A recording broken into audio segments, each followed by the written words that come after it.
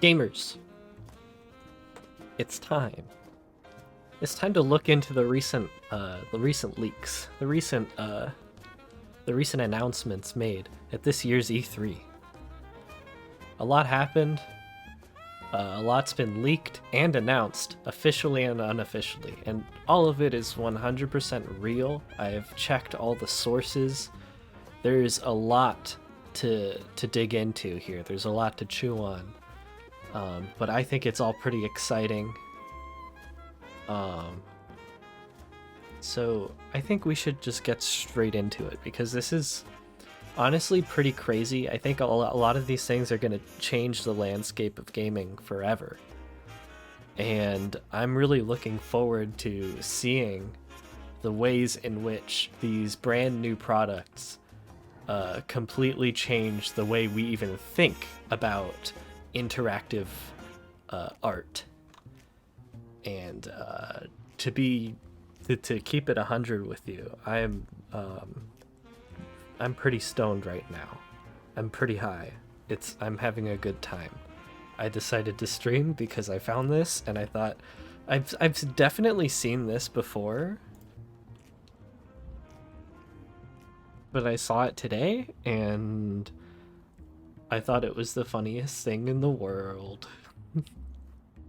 So I'm gonna take a look at this right now. I mean, it's not funny because it is real. This is completely real. Nothing in this has been fabricated. Again, I've looked into it. I've done all the necessary research and I've vetted these sources. So this is 100% legit. Definitely. I don't know why I said I thought it was funny. I don't know. I think I was thinking of something else probably. So this is, let me turn off the music, as much as I love it. Jazzy jingles. So future gen consoles, wii2, ps4, xbox720. Am I right, gamers? This phrase is something I think about very often. So it's nice to have a video finally come out about it. First of all, the iPhone 2. I've been looking forward to this for a long time. Because I don't think... Was there an iPhone? Obviously, there was a second iPhone. Was there even ever an iPhone 2, though? I remember the iPhone, and I remember the iPhone 3GS. Or the iPhone 3G. Wait. Was there an iPhone 2? Did they just also call it iPhone? There wasn't the product called iPhone 2. I'm pretty sure. And that's my point is, it's nice that now we finally have one. It's kind of like the Xbox One. There was never a product called the Xbox One, right? Like there was a product we may have referred to as the Xbox One, but it was never officially called the Xbox One. And then a product came out officially called the Xbox One, and it was the next one. That sounded like it was some sort of intentional pun / rhyme. Nope. None of that going on here. Nothing in general going on in here right now at this very moment. My point is, iPhone 2 has not officially been a product. There is a second iPhone that you might think of when you're thinking of iPhone 2, but this is the real iPhone 2. This is the one to watch out for. Let the bodies Wait, should I... Oh, I should probably, like, mute this, but I don't want to. What if I watch it in Maybe I should watch it at 25% speed. I feel like that might help with the any copyright issues. So let's start it over. Yeah.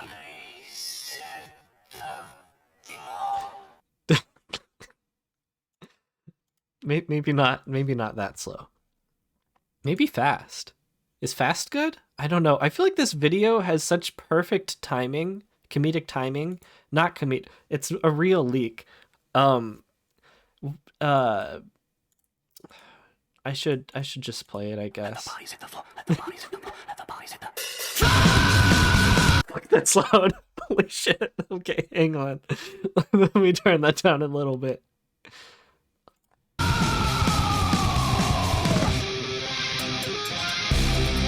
My eyes are tearing up. I feel like this is going, it's so fast and it's so loud that I literally feel like there's like wind blowing into my face somehow. I don't know how that's possible. Wait, no, I have an AC vent there. So that's maybe part of it. But I don't know.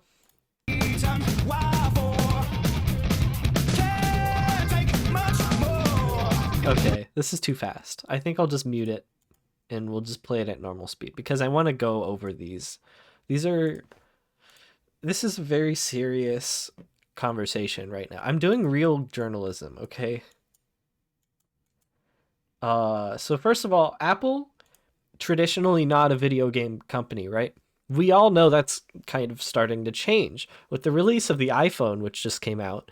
Um, they've started putting in apps like Doodle Jump and Angry Bird and Jetpack Ride, and that's it. Those are the three games. And because of that, now they want to make new game console, and that's called iPhone 2. What's up, Eric? Welcome to the stream. You can't wait for the iBox. There's not going to be iBox. Wait, is there? I don't remember if there's iBox in this video. This is iPhone 2. They have iPhone 2 here. It's a gaming console apparently because it's in this video. This is a real leak. These are not traditional like gaming controls here. We have like a number pad and like the iPod wheel. Okay, I'm not convinced, but oh my god, wait, Eric, you predicted it. You leaked the leak. The iBox, it's here. Fuck. Wait, so is the iPhone 2 not gaming? Thank you, Eric. I should never have doubted you. The iPhone is not. I guess they're just showing the iPhone 2 as a bonus leak, a bonus one. iBox. It's perfect. I don't know what to. It is like okay. Gonna be honest, tiny bit derivative. It's giving me, it's giving. There's another one that looks like this. I forget what it's called, but there's another game console that looks similar to this one, and I think that's fine if companies kind of copy what works from other consoles because obviously this is a winning design, right? Like I'm not going to complain about the design. It's just, I've seen it before. Now the controller is fascinating to me because I don't. Should I zoom in here? I don't think you need me to zoom in. You can see it pretty well. There's really here. You know what I can do? I can snip it, and then put it there. No, that's not gonna work. Never mind. Fuck it. Okay. You can see here if we look at the controller. It's kind of it's a little simple, it's a little minimalistic, maybe a little bit too much. You have what is that? A triangle button? there's one triangle button. At first I thought I thought this was like going to be a D-pad or something, but I'm looking at it and it looks like a triangle button, right? There we go. Sorry, my cursor was missing there. Those are all you need to play Doodle Jump? I guess you're right. It's just Yo, Ronan, welcome in. Haven't seen you on one of these in a while. Video game consoles should be more stupid. I agree, and I think Apple is going in the right direction here with the iBox. Um, so we have one face button, the triangle button, and it's on the left side. That is a triangle, right? There's no unless wait, Apple are innovators because this is the very first three-way directional pad. I don't know if you know this, but most D-pads are they're four, it's like a cross, right? Um that's a normal D-pad. This is cropped weirdly, but you can see it. You can see it what it looks like. This is a three-way D-pad. It goes top, then left bottom and right bottom. How have I been? I miss you, man. Ben Winter and I were just laughing the other about my Pinocchio. I don't even remember my Pinocchio tweet, but thank you. What did I tweet about Pinocchio? I tweeted something about Pinocchio, but I don't remember what. I started, dude. I started watching Pinocchio because Blank Check did a podcast on it, and it's the only reason. So I was like powering through it. I got like halfway through it, I think, if that. Oh, the Breaking Bad one. I remember now. I wonder what the cool Apple button does. And is that a button? I thought it was just a very large logo. um, I might there might be some Pinocchio nonsense in this stream. So stick around if that if that's an interesting phrase to you. Um, I downloaded Pinocchio. I pirated it. I mean, I didn't pirate it. I didn't pirate it or download it. I watched it on Disney Plus, which I do own. Here's the thing. I have a file with Pinocchio on it. I'll leave it at that. um and when I said earlier that I pirated it, I meant like in Minecraft I did it. Like I had a mod that lets you pirate things in Minecraft, but it's all fiction. It's all fictional. They're going to kill me. Oh my god. I watched like half of the movie and I couldn't keep going. I will finish it at some point. And I have a file of it, so I kind of want to like scrub through it um in on stream. I feel like that's like kind of edging on copyright issues, but like I'm not going to like play it. I just want to scrub through it and like pick out certain images so I can talk about what's happening in those scenes because it's fucking wild. It is like the the weirdest thing that I've seen Disney do in a long time.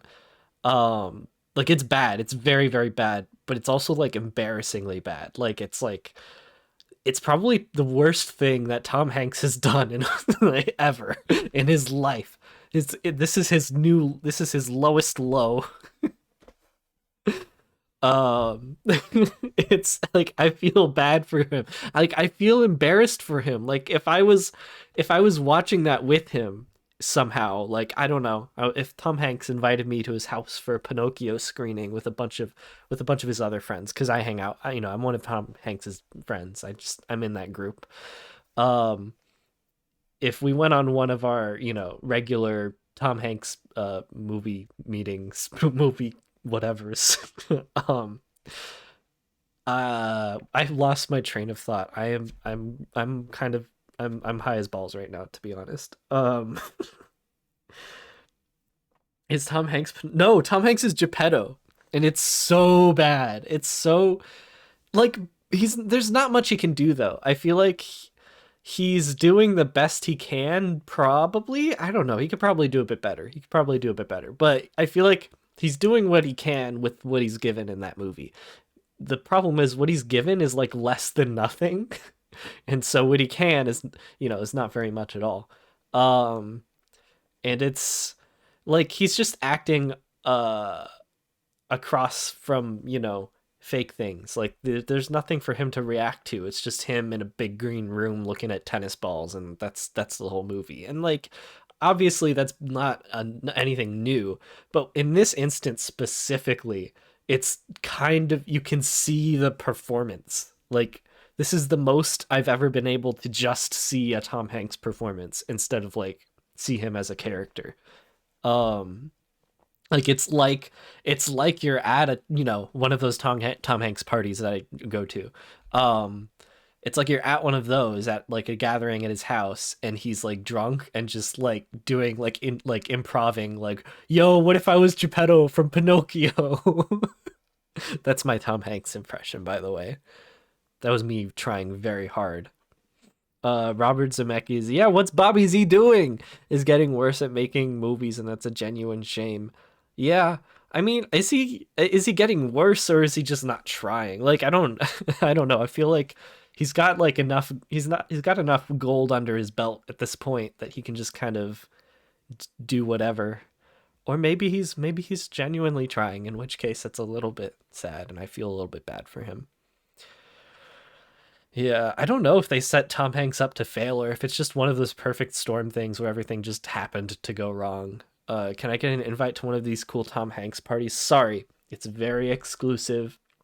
Only people named Julian can go. It's me and a bunch of other Julians.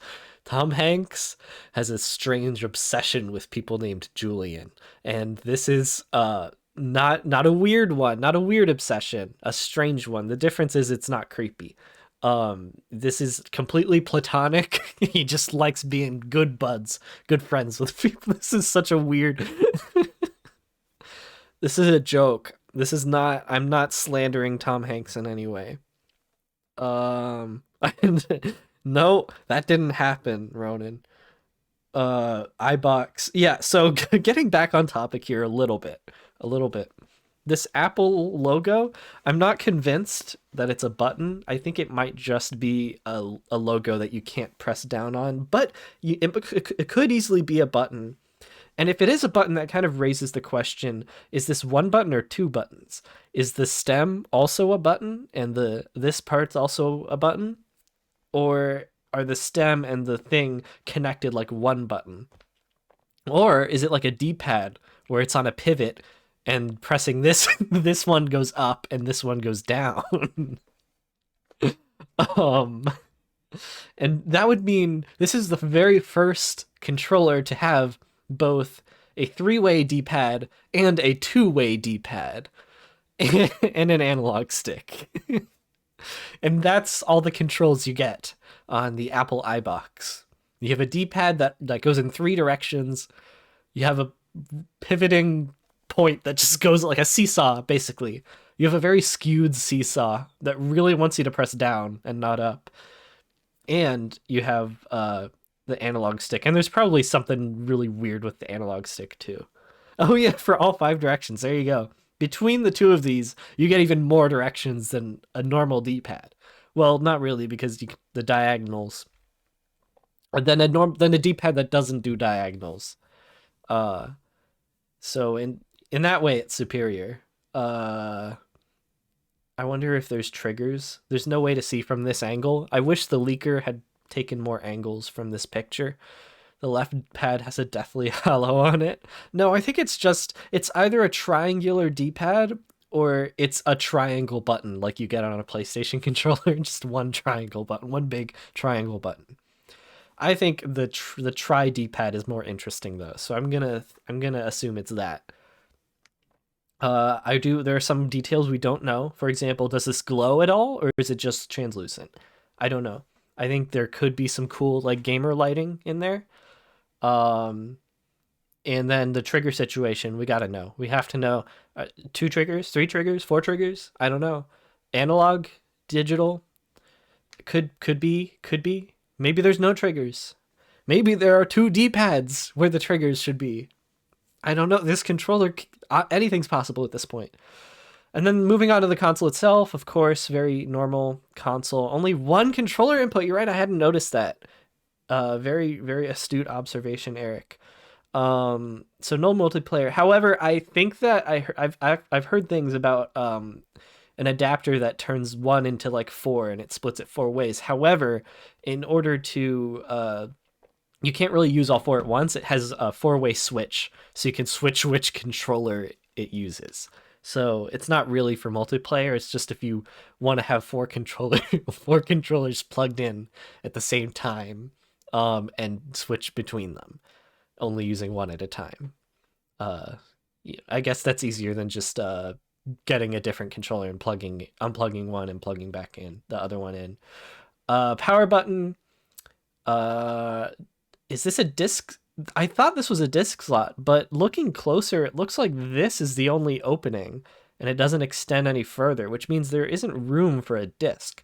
So maybe it uses some sort of. I'm thinking the Connect will plug in the back. We don't see the port in this angle, but I'm certain all of my sources have told me the Connect will plug in the back. Oh shit, wait, you can't see it. I just realized it's been cropped in this whole time. Let me fix that so you can see the whole thing. There we go. There we go. Okay. What I was saying, and yeah, the Kinect will be plugged in the back. What I was saying is that there doesn't seem to be enough room for a disk drive. Oh, it's playing. There's not enough room here for a disk to slide in. You would need it to be like at least that wide, but this is very small. So I'm thinking maybe it uses more of like a kind of an oval shaped disk system. So like, you know how the GameCube had like tiny discs, small discs? I don't think it's like that. I think it's more like an oval kind of situation. And when it goes in, it just sort of the oval kind of like spins around like a fan. And that's also the cooling system for this console, I'm pretty sure, is the disc that turns into that is an oval, kind of turns into like a makeshift fan while it's reading the disc. It's really new technology. Um, you can only play games off the App Store. Well, that's true. Yeah, you can only play games off the App Store, but in order to get those games off the App Store, they send you a weekly magazine called Xbox App Store, or sorry, iBox App Store. Um, and you look through the magazine to see what game you want from the App Store, and then you take a black Sharpie and you circle the game you want from the App Store, the one that you want to get on your iBox, and then you mail that in to Apple, and they will send you a physical copy of that app. And it works as well for apps as it does for games. Um, and they give you the oblong disc. Am I using the word oblong correctly? I think so. They give you the oval disc, and you put it in there, and it spins, and now you have the app. At least until you take it out. And while it's spinning, it's also cooling the system, so it gets a bit more powerful. Um, and then so I guess this would be the power button, and this is probably the eject button. Could be the other way around. This could also be like an LED indicator light, so maybe there is no eject button. Maybe you can only have one disc per console. Once you've decided what disc you want to put in the console, you can't take it out, and you have to buy a new console if you want to play a new game. That's fine. I don't have any issues with that. Let's move on. I think we've seen enough of the. Ooh, the new iPod. Introducing the new iPod. This is interesting. So this. Oh shit! Wait, we're going too fast. We're going too fast. And I'm not talking out of my ass. I have legitimate sources for all of this information. All right. Um, this is the new iPod. So it famously Apple has not worked on the iPod in a while. I don't think they've released a new iPod in a pretty long time. So this would be kind of them getting back into the game. Just when we thought MP3 players were kind of not needed anymore, suddenly they return. Yo, is that Nemo? That is Nemo. You found him. Um, oops. Uh, so what's cool about this iPod is that it comes with headphones like attached to it. From what I've heard, just from all my sources, the headphones are like just straight up attached to the iPod. You can't unplug them. It's part of a new initiative by Apple to make sure everything is always all in one. Everything all in one. They're calling it AA. Everything all AAIO. IO. That's the official name, I think. They haven't announced it yet. That might be like a working title, but that's yeah. And so as part of the IO initiative, um the cords are all attached. Everything it all folds up neatly into one thing. Yeah, it's pretty cool. Other than that, um is this a Nathan Fielder bit? No, it's the new iPod. Um What's up, Gatherer? Welcome to the stream. It's been forever. I'm looking at the new iPod. Um, and I was just talking about how the cords on this one, as part of Apple's new everything all in one initiative, the cords are attached to the case of the iPod. Nothing is removable. It's all in one, and that's the way we like it. And it also, as you can see, kind of slides in, and then you don't even need the screen anymore. It's perfect, and you can play games on it. It's got all the good games you need. It's got the Finding Nemo game, obviously, and that's kind of it for launch. But I've heard that Ubisoft has some plans with it. They're gonna release Rayman Legends on it. That's exciting.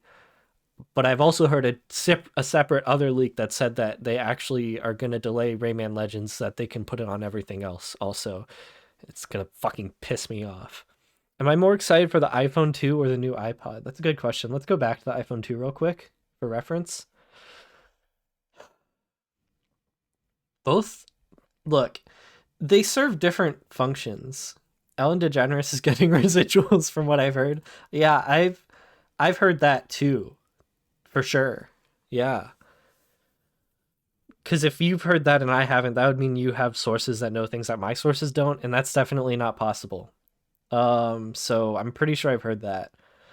The new iPod is more exciting to me personally, but the iPhone 2 is definitely going to be a better product on release because it's uh everything about this is pretty standard. Like they're going back to the number pad, they're going back to the smaller screen. They knew the iPhone 1 was kind of a disappointment and wasn't working out, so they're finally going back to like a normal phone. It's just kind of a way to show the fans like, "Hey, we're listening. We know you didn't like the big touch screen with the home button. We're bringing it back to basics."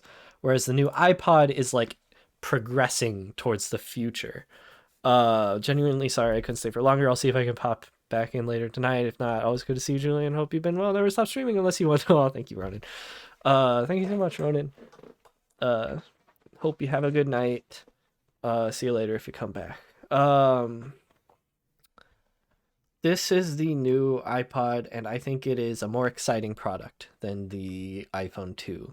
Just because of the screen looks cool, and I like the new all-in-one initiative from Apple. Now of course we have the new Nintendo Wii phone. This is kind of the iPhone 2 has ever since that leak, ever since that leaked a couple weeks ago. Um, Everyone's chomping at the bit for more like iPhone 2 likes. They're calling them. Like they see a phone that looks like the iPhone 2, they go, "Ooh, is that a 2 like? You got a 2 like?"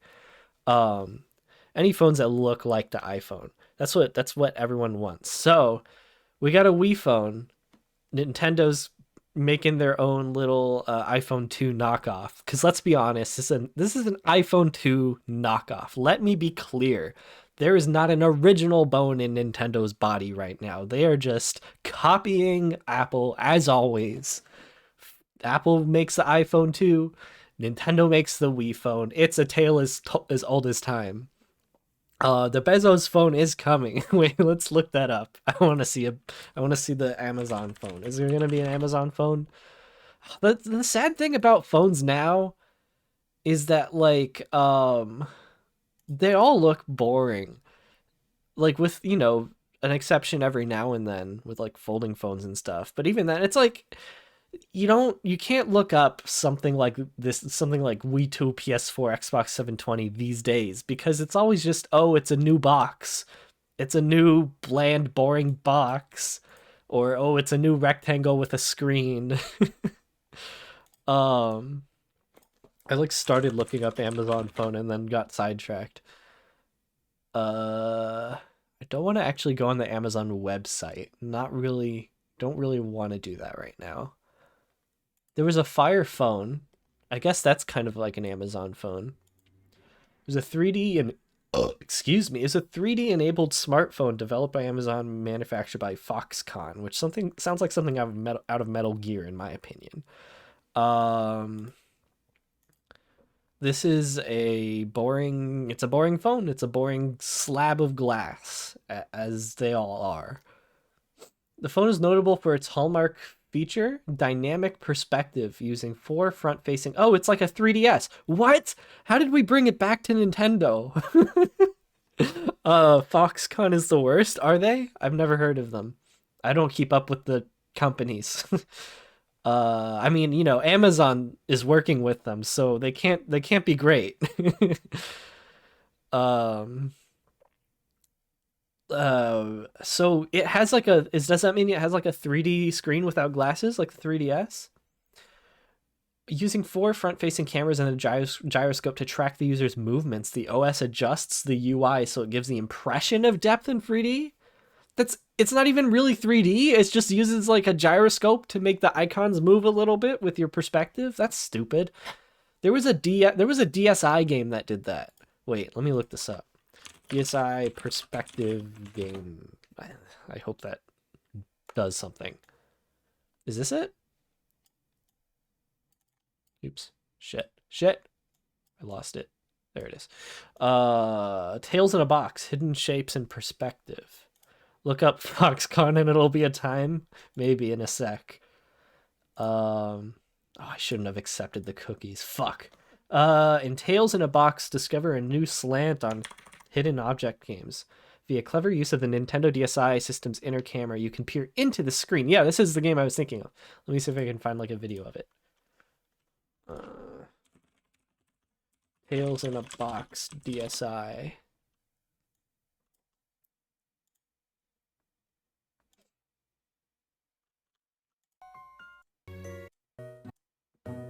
Yeah, isn't this game wild? Oh, flip notes. Oh my god. Okay. Maybe this is it. This looks more like it. Oh, this was probably like the Japanese version of it. But yeah, this video blew my mind once upon a time. Exactly. It's all real, right? But, in practice, it's just a 2D image. Like this looks good in a video, but in real life, it just looks like it's just a 2D image. This might look good from maybe far away, but still cool concept for the time. Oops. This is not the Wii phone. This is a DSi. But we saw the Wii phone. The Wii phone ruled. However, it is very derivative of the iPhone 2. I'm buying this because it looks so much like it is for the 3DS. The graphics are amazing, and I love a good brain teaser.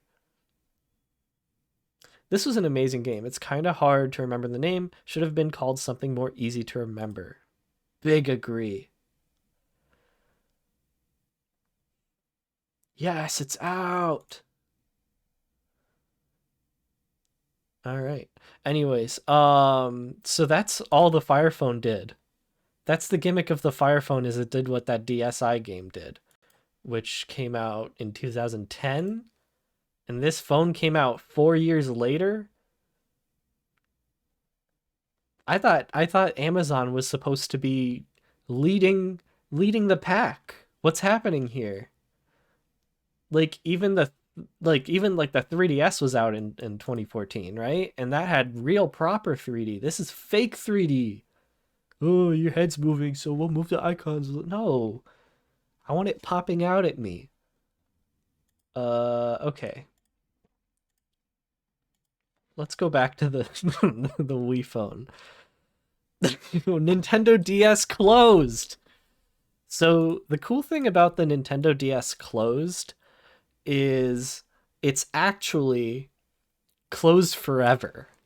It's sort of one for like it's a really cheap console only for parents to buy for their kids who want the new Nintendo system, but the parents don't actually want the kids to play any video games. So they'll buy them the Nintendo DS closed and you can put games in it and turn it on, and the buttons are like you can press them and there are like, I don't know technology, but all the internals are like there is a working DS in there. No screens though, and no speakers.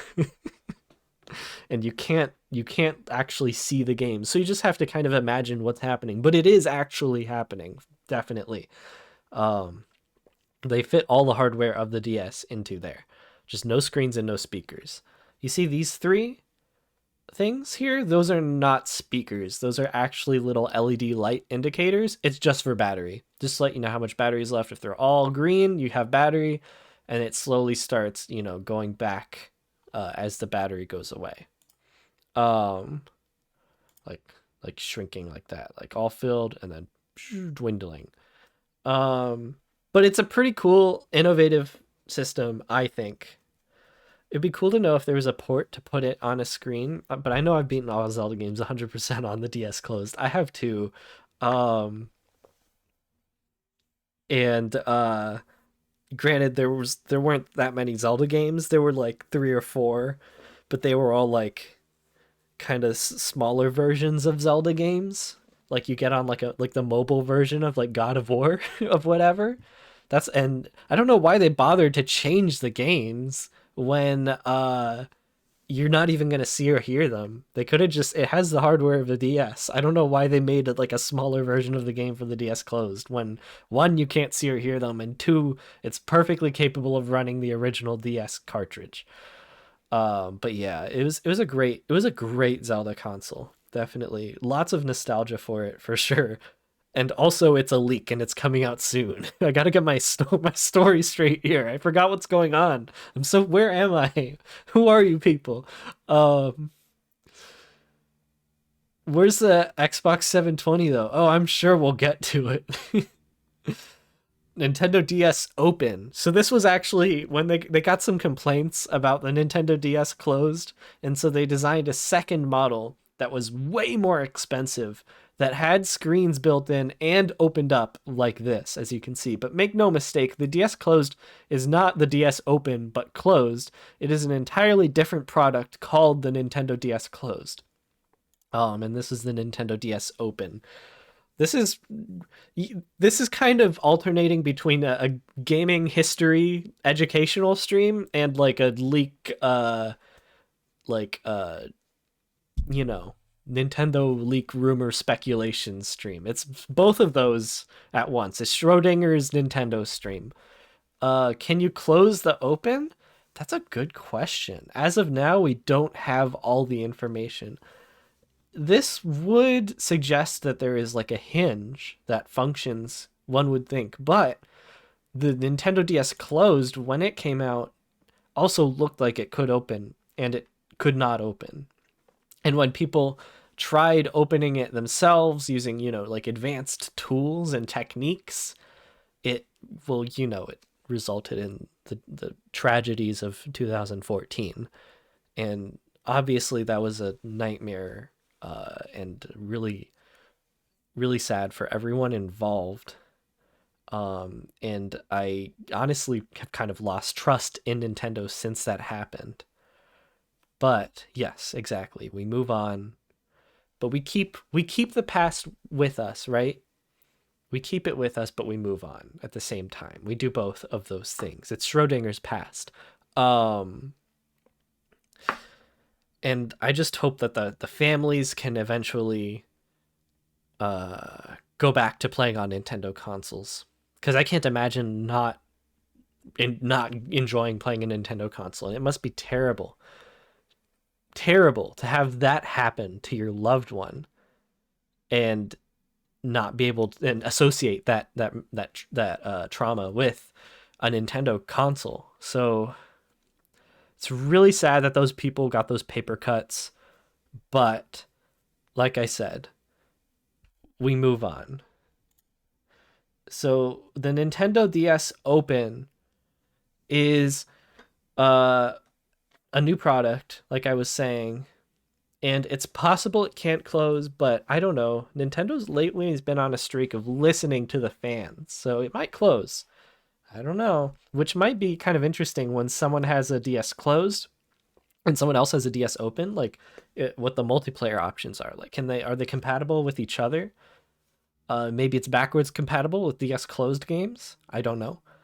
The D-pad seems to be a standard four-way directional pad as opposed to the three-way directional pad on the iBox and the two-way directional pad on the iBox. Um, and it has the same battery indicators, and like yeah, top and bottom screen just like the DS. So I'm sure it can play DS games. It looks like we've got ABXY, start and select here, power, I guess. Some sort of slot maybe for cartridges. I don't know. Let's move on. We've got Nintendo's on. Let's let the logo shine here. Nintendo's nin, oh, Nintendo on. Wait, is it Nintendo's on or Nintendo on? Is it Nintendo's Sun or is it Nintendoon? I don't know exactly, but what we do know is that this is the next big VR device. That's pretty obvious, I think, just from looking at it. But what you didn't know is that there is a screen that wraps all the way around the top of this helmet. This is new information, and this is exclusive to this stream, to the Internet Julian stream. No one knows this, so you check in a few minutes. All the gaming websites are going to be talking about this now that I've dropped this bomb here just now. A screen, a panorama, a vertical panorama screen. It does look like Luke's helmet in A New Hope, and I'm sure that's no accident. Ever since Disney, who owns Lucasfilm, bought Nintendo, um, and I would not be surprised if we saw a Star Wars variation of this release on launch, probably for like a bit of a premium, maybe with the new Star Wars X Mario game. Uh,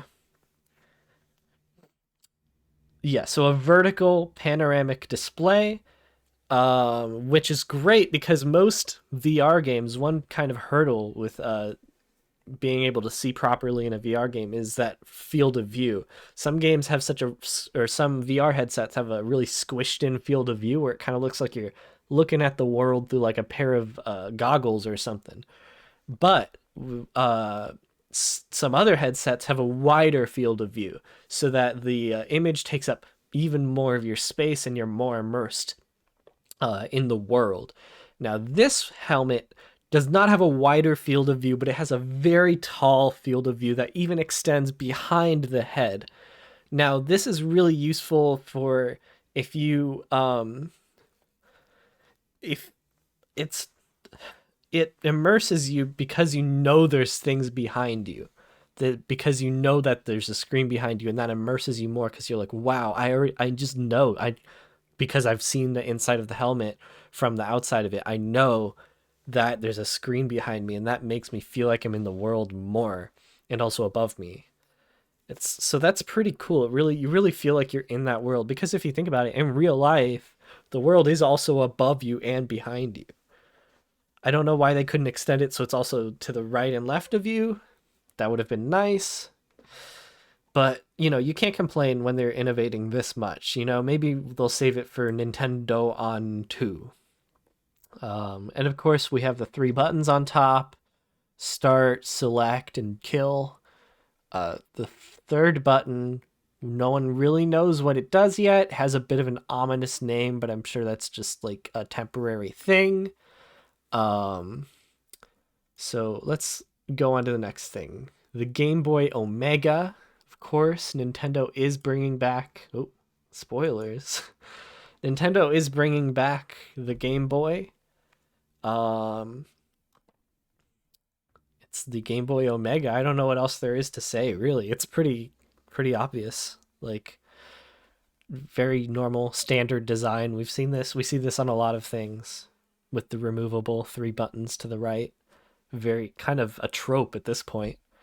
Um What's interesting to me about this one is that it's called the Game Boy Omega, and one has to wonder if this has any relation to uh Alpha and Omega, the animated movie. And if not, it could have relation also to the Omega verse, which I will not be getting into today. Is that a 3-way D-pad on the right as well? Could be, yeah. Very possible. So obviously, here on the Internet Julian stream, I like to predict trends for the gaming for the gaming.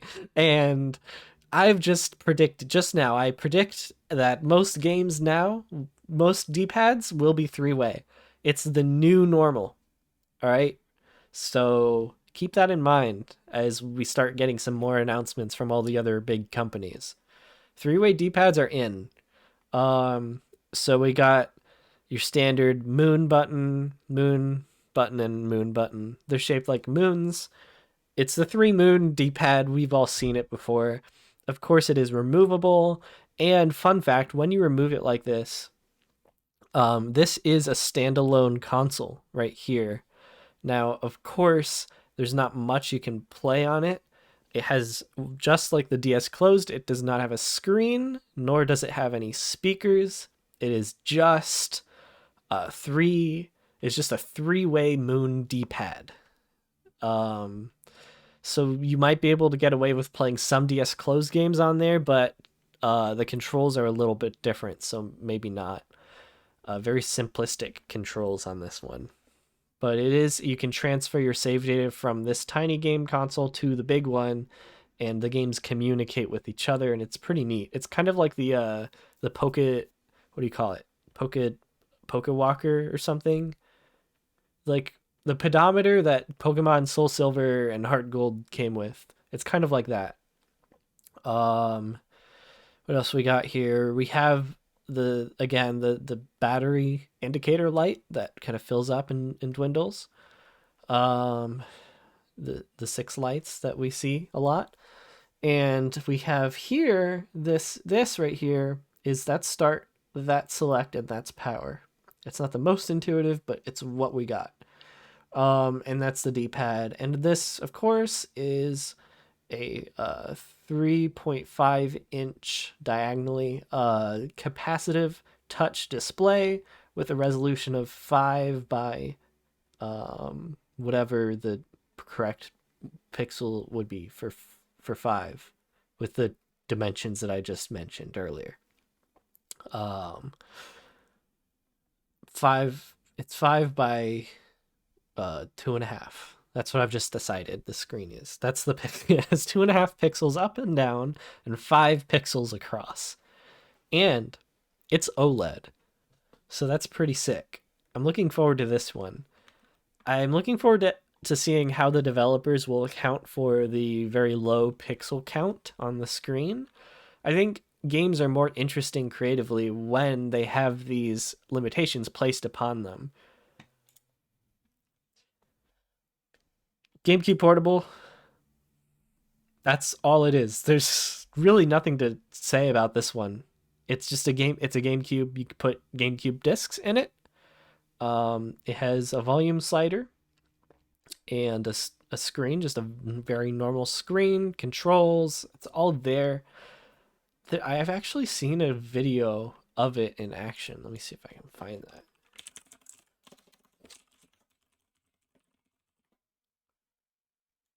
Here we go.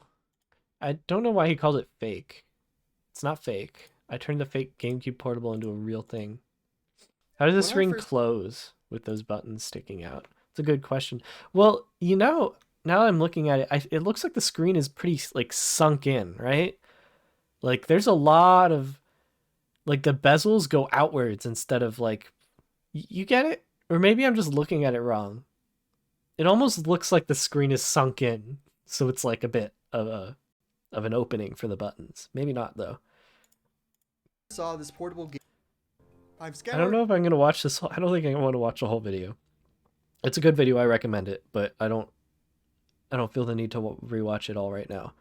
But this guy like replicated the design, and yeah, it looks like he did. He kind of recessed the buttons down into the console a little bit. This blows my mind. This is so cool. Like genuinely, these videos are so impressive to me.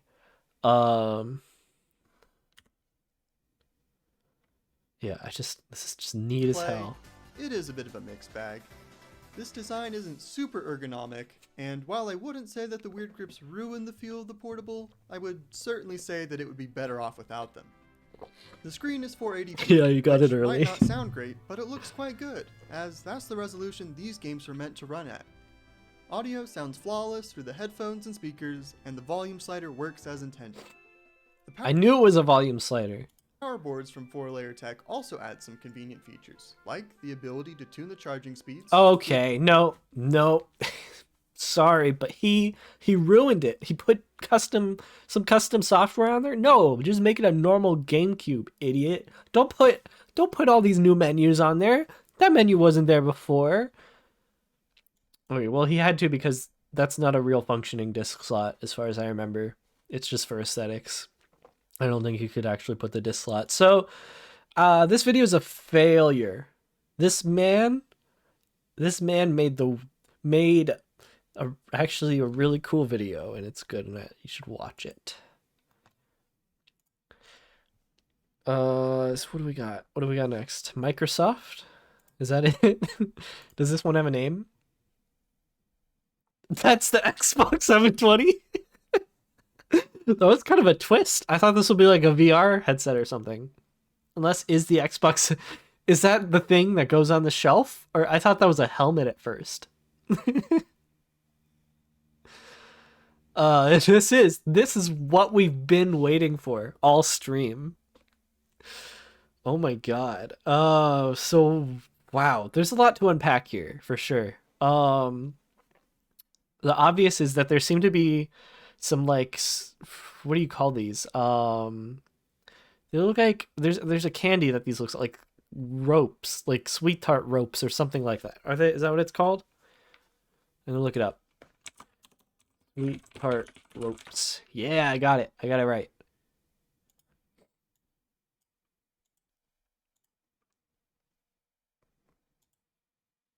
Can you see them in there?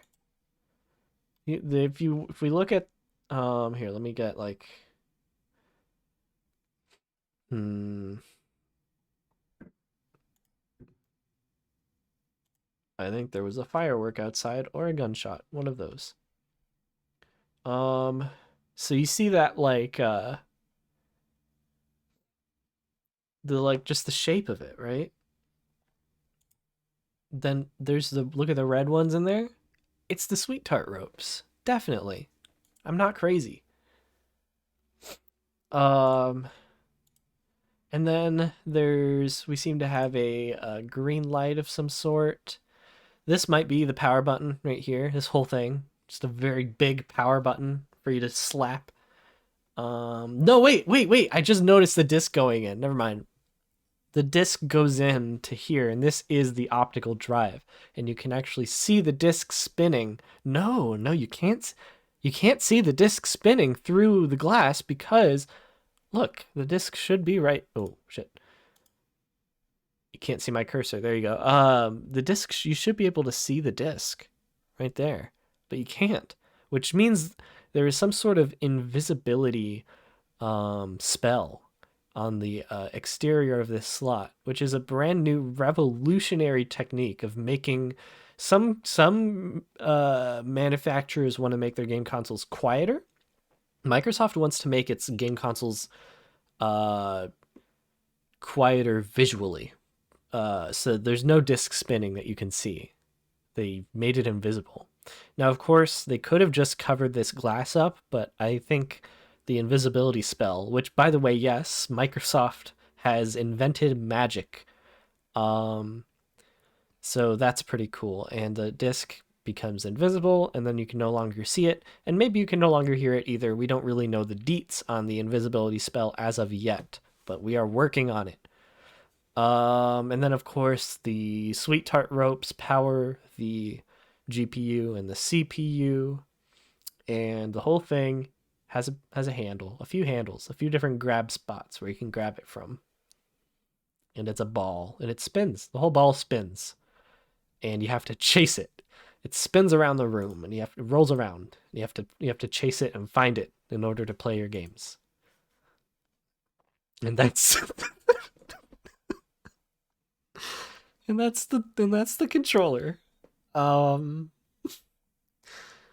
I have to be honest, this is probably the least elegant design so far in this video of real life leaks. Oh, wow. I'm this might be the first time on this show that I'm not convinced by a leak. This one might not be real, guys. The console's real for sure. You can tell because of the way that it is. But the controller, that might be a render. Can't wait to see how the use of magic plays more into Microsoft's other consoles, right? It's gonna be interesting. It's gonna be an interesting few years. Because that's how long it takes, is only a few years before then the magic corrupts your soul and uh well, you know, you leave this mortal realm, this mortal plane. Uh so we have a D-pad normal. We have a tiny little button there. 4 face buttons. Normal thumbstick, 2 thumbsticks. It's just the shape of it really that's new, and I can't say I like it, to be honest. First design so far that I just cannot bring myself to say that I like this in any way. It looks like we have a little bump up here with an Xbox button maybe, or logo. It's why is it like this? No, not a fan. Not into it. This though. This fucks. Yeah. Okay, so kind of taken some cues from the DS close and the DS open, in that it opens and presumably closes. You can see here what you might think off the bat by the by the way that this looks, is that these are buttons, but actually this is one large screen. So this whole thing, even the face buttons and the thumbsticks and the D-pad here, this is all just an image on that screen. And but don't you worry, because it's got haptic feedback. So don't worry, it's totally natural to play because it vibrates a little bit when you touch one of the buttons. And except for the Xbox button, that is a real button. There's one big button. So really this screen, it like goes around the button there. And then this up here, that's not a screen. That's just an image. That's just a flat picture that they printed out and put behind some glass. It's just there so that you know what your games could look like if they were on a normal screen. But of course, the games will be on this screen. And the controls there also as well.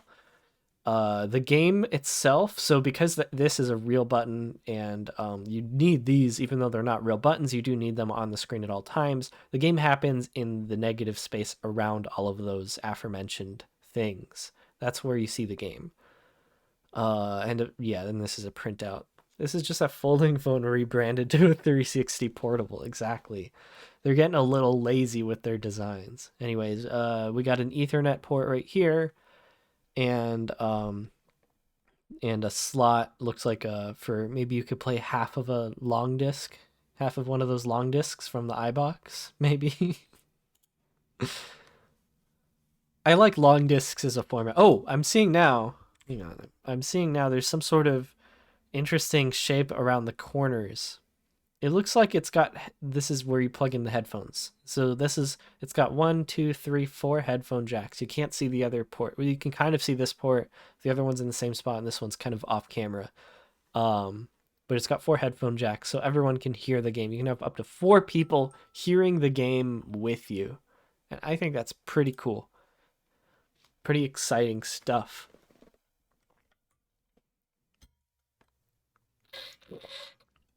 So Sony, of course, has their... Okay, Sony, you're not fooling me. That's just a PS3, but white.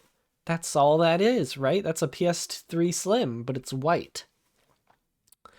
So this one's fake. I'm calling it right now. Do not believe this one. Exactly. We already know that the PS4 is not in active development. They have said that they are now refocusing on Magic. Ever since Microsoft discovered Magic, Sony is now 100% of their attention is on figuring out what Magic is all about, and like how it works scientifically. I think they are fools for attempting this. Obviously, you don't fuck with magic because it will, you know, corrupt your soul. But it's fine. You know, Sony, I don't care about Sony. I don't care what happens to Sony's soul. That's so PS4 again, right? Pretty self-explanatory. It came back. So this is the PS4.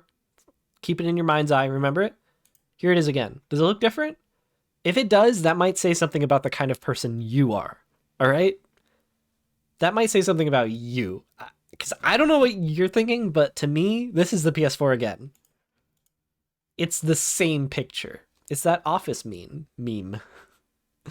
So, yeah. Again, my sources are always accurate. So if they send me a picture that says PS4 again, I'm taking them at their word. I think there's like a weird optical illusion here going on where I think because of the angle, they look like they're completely different consoles, but I'm really scrutinizing this image. I'm really looking closely and critically at it. It's looking, to me, I'm noticing the similarities, and I think it's the same. So it is indeed the PS4 again. The leak is confirmed. Yeah, if you match, like, that's the disc slot, and that's the disc slot. So you can see it's the same. Let's move on. Another big...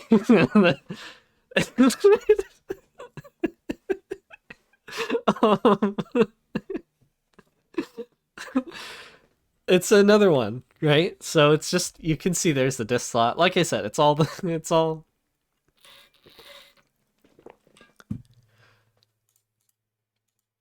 these are all the same console. It does look like that. Wait.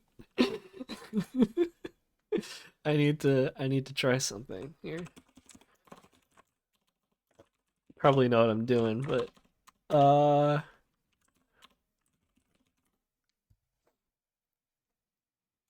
perfect.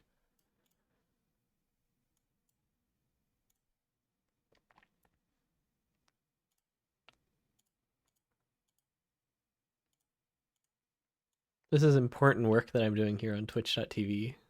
Wait, no, I'm so stupid. No, that doesn't work. I'm so dumb. You can't just do that.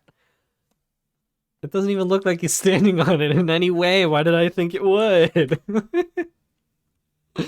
Oh my god. Okay. I don't want Green Goblin on his glider. I want just Green Goblin just standing, I guess. Come on. Give me the goblin. Give me the goblin. That kind of works. Could that go on there? Would that? This one. Ooh, wait, no, that's ideal. That's ideal. Oh, yeah, exactly. Yes, I need to order this. What the fuck? Oh. Look at all these pictures of this Green Goblin. Ooh, look at him go. Hell yeah. So, similar, there's a running theme here, right? PS4 again, another PS4. Green Goblin. Green Goblin again, another Green Goblin. You know, it's like poetry, it rhymes. I guess this is the image yeah, that's what I want. Let's take him. Let's steal his essence. Now I'm the magic one. Wait, no! This is wrong again! I'm so stupid! Why do I keep doing this to myself? What is wrong with me? Why is that not the... There was... it was just him with legs, right? That's what I wanted. Where's that picture on this page?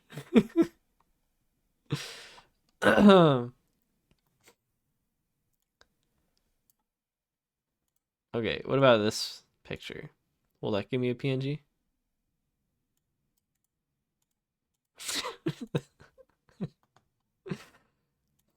One of these has to work. Okay, fuck it. This is the one. Oh my god, how do I save the image? Save image. No, I don't want to join Pinterest.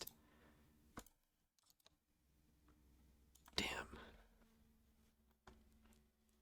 Um, this bit is gonna go on until I find the Green Goblin that I need. I know. Transparent PNG. That'll do it. That'll do the trick.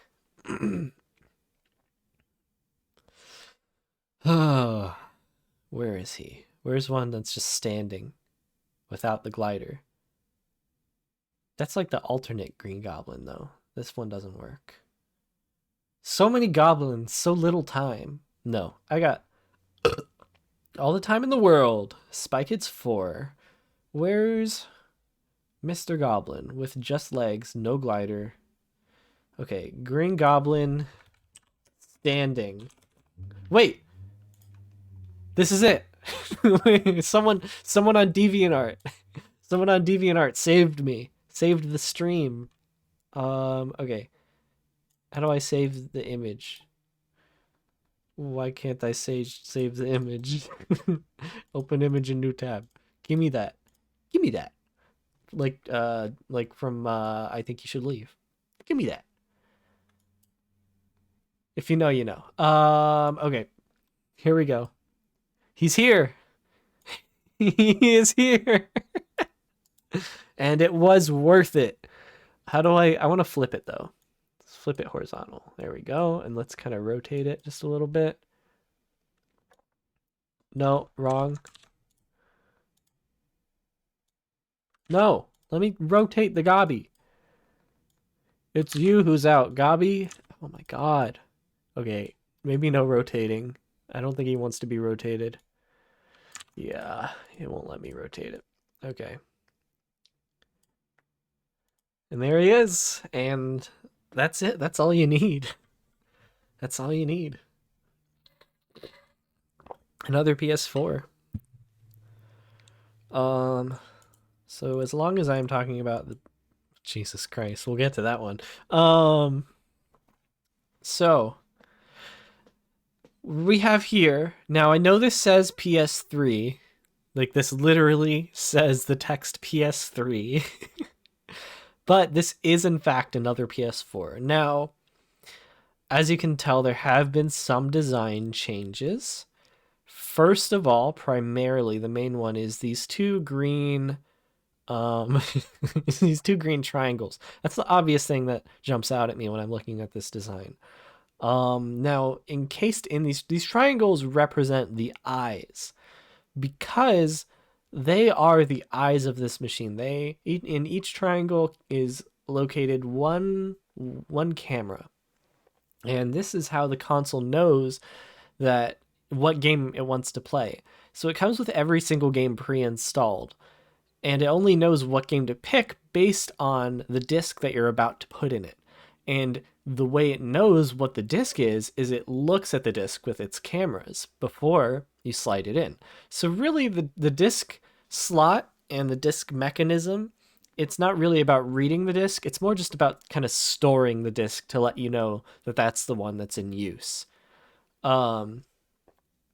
Now, because of this, of course, it can't actually read any discs, so you cannot watch DVDs or Blu-rays on this console. You can put them in there for storage. That'll work, but it won't be able to read them because, well, if you wanted to, I guess maybe the eyes will see the disc if it's like a movie that's on the console, because you can still buy movies on there with Sony Movie Download Online app, and that'll work. Now if we want to, let's kind of take a closer look at this controller real quick. So the thing about this controller is it has six, count them, six face buttons. All right, you got the standard, triangle, circle, cross, square, but they've added two new shapes.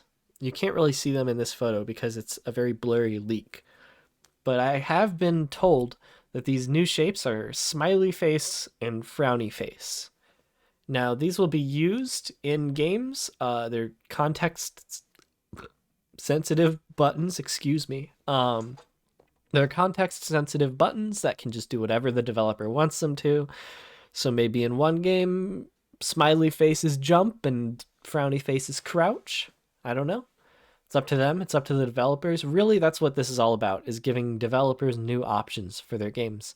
Now, of course, we have a 4-way D-pad. They have ditched the 3-way D-pad that I think is the new trend. I think is gonna be big. This may be the wrong choice, sticking with the 4-way D-pad, because really that complicates things. That you don't need that many directions. Of course, these right here, they are not triggers, but they function as triggers. What I mean by that is these, like the eyes, are two cameras, and they act as triggers so that they know when they're, based on the light and the motion, they know when they're being covered by a finger. So just press down on them like they're normal triggers.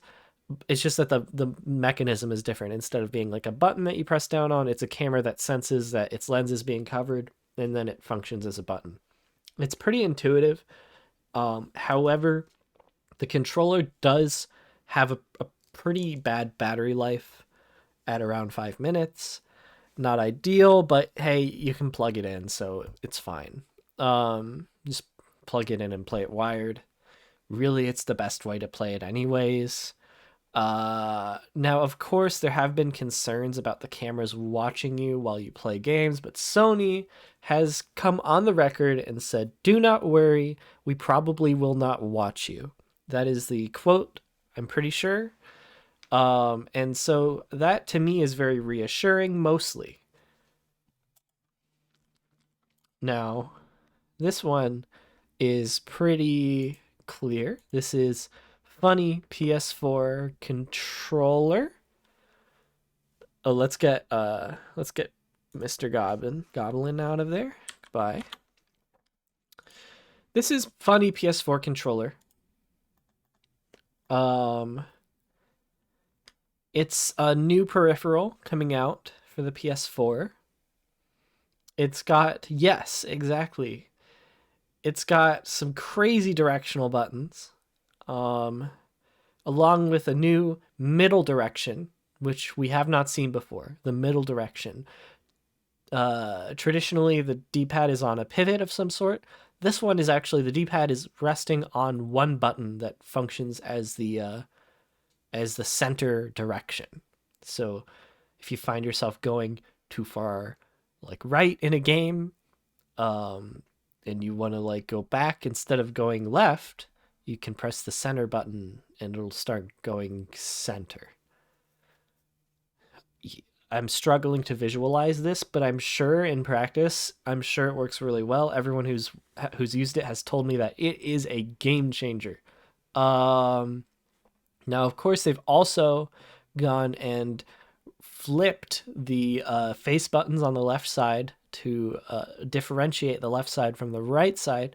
So instead of cross and triangle being on the bottom and top respectively, they're now on the top and bottom respectively. And the same goes for, circle and square. Both are in the same spot as usual. And we have Sony has dropped the smiley face and frowny face buttons in favor of one new button, which is the infinity button. And of course, the infinity button does exactly what you think it does. It does everything, literally. It's actually random. It can do anything on the console.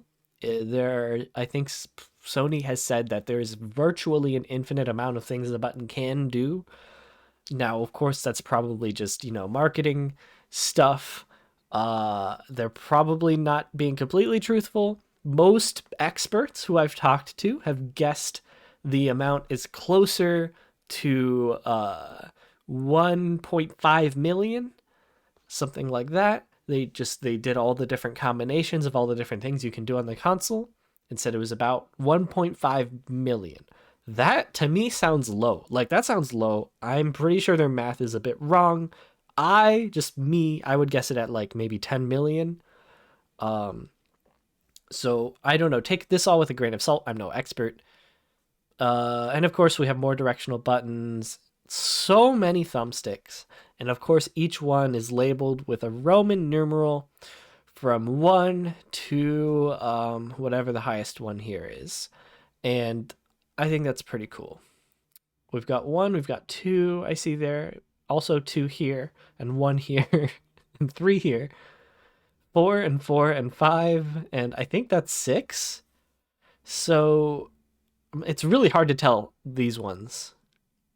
Interesting labeling scheme here, for sure. But we're not done yet. So obviously we don't really know what all of these thumbsticks will be used for. The rumor right now is that most of them are just aesthetic.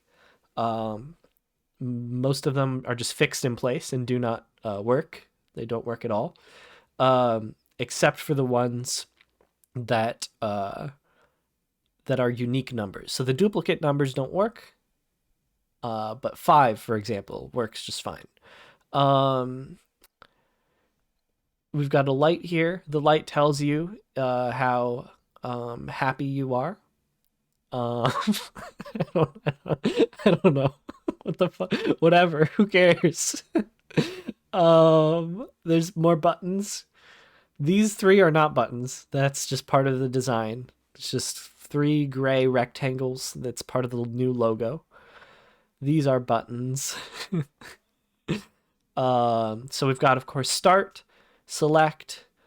This one is Z select, and this is Z start, and this is Y start. All right? Make sure you don't forget it. And this one is start prime. And I think that's it. I think that's all the starts. Now, of course, these ones are called starts A, B, and C, respectively. But again, they are not buttons. They just named the shapes in the logo. And then for the rest of this, as you can see, we have a lot of bumpers or triggers. I think each of these is a set of both a bumper and a trigger.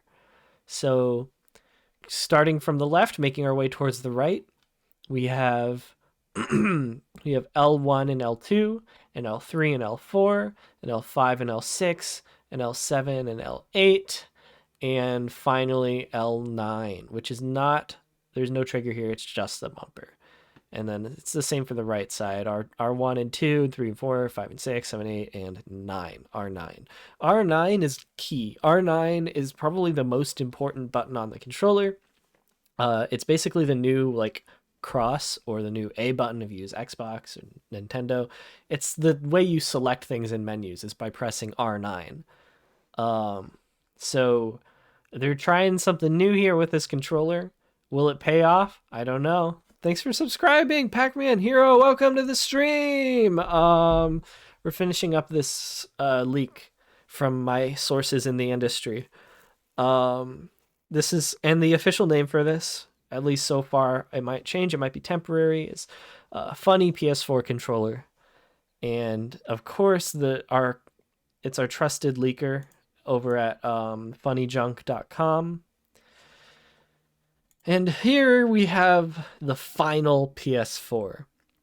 So this is very early days. We don't really know what's going on with this one. Its name is a little... Oh, I was actually just reaching for my water bottle, so that worked out. My issue here... Nope. Just one. Okay, fine. You can't spam it, though. No.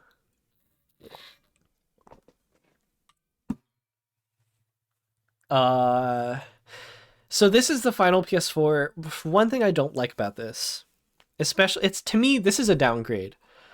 We had a winning combination here between another PS4 combined with the funny PS4 controller. I feel like perfect. Like that was peak PlayStation. Remember that? Personally, I have a lot of nostalgia for the days when we played our another PS4 games with the funny PS4 controller, which became basically the default controller. Like, yes, it launched with the weird one that no one likes with the really skinny thumbsticks. Yeah, let's bring the goblin back in here real quick. There he is. This one had the thumbsticks, the really skinny thumbsticks, which were groundbreaking, and of course, who could forget the camera lens bumpers, which weren't really buttons but functioned as buttons by using camera lenses. This one, however, it had everything you need, and then some. You know, just a little bit, more than what you need. Just a little bit more than what you need. Now, of course, most of these thumbsticks don't work, but that's fine because really all you need the satisfaction of just looking at this controller, it just makes you happy. It's just, and that's why it has the happiness light. That's why it has the little light there. Let's get Gabi out of there. And and then what's this? What are they trying to pull here? Okay, now it's a boring white box, okay? Now it's got a remote. What? What and does this remote look familiar to you? Do you see any similarities here between this remote and the Wii phone, which itself was very derivative of the iPhone 2? I'm just saying that these companies they think they're being original and innovative, but they are not. We've seen the Wii phone, we've seen the iPhone 2. We don't need another box with buttons on it. We don't need another long rectangle with buttons. We've seen enough of those. Maybe, yeah, it could be a phone, maybe. I assumed it was a remote, but you could be right. Maybe that's like a phone that you take with you and you can like download your games to the phone and play all your final PS4 games on the go. It might be like a Nintendo DS closed kind of situation where you can play the games and they function perfectly fine, but you can't see them or hear them, but they are happening in the device. I don't know. It would be interesting to see if it's cross-compatible with DS closed games, and of course, the little guy that comes out of the Game Boy Omega, which is also a console. A lot of questions with this one. I will say we don't have as much information on the final PS4. Its name is very definitive though, and very almost ominous. Like, okay, why can't we have more PS4s? Like, Sony's been making PS4s since they started. Their first console was called the PS4, and it went all the way from the PS4 to another PS4 to PS4 again, that was a good one. Like, I feel like that one was maybe peak PS4 design. What's great about the PS4 again is this kind of curve here. It's very, very sleek, very neat. It's great for like you run a Hot Wheels car down that, right? Or like you get some momentum and it flies up. That's what you want out of a console. And of course, this one, yes, it's a functioning glider, but it only works if you weigh like under like 30 pounds, which no human does unless you're a tiny baby. Okay. And last but not least, PSP2. This one's interesting to me.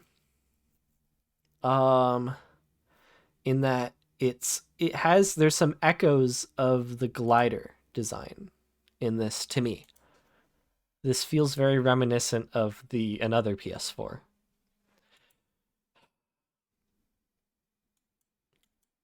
Which maybe it's meant to be like a bit of a throwback. It's like we don't want to be reminded of another PS4 because now we have final PS4 and it feels like you're just it's like, I don't know, it's like you're using Windows 8 and Microsoft releases an ad that has Windows XP graphics. What do I mean by that? I don't know. I'd figure it out. Last but not least, PSP2. More like last but not least, PSP as in piss, as in urine, 2 as in poop. This is the stage I'm at right now. The logo is not a button, it's just a logo. Lame. Sony, also just a logo, not a button. Make one of your logos buttons. It's what you're supposed to do, idiots. Normal lights, thumbsticks. It's got 2 analog sticks, which is new. The PSP1 did not have that. This will be a welcome feature because a lot of PSP games you have to kind of awkwardly use the face buttons to aim, or like hold one of the shoulder buttons and use the D-pad, which is also awkward. I'm weirdly getting some PS Vita vibes from this. Huh. Which also exists. So actually, now that I think about it, I don't see how this is any better than that. Okay. Weird for them to move on to the PSP2 when we have like the Vita line still, which hasn't been updated.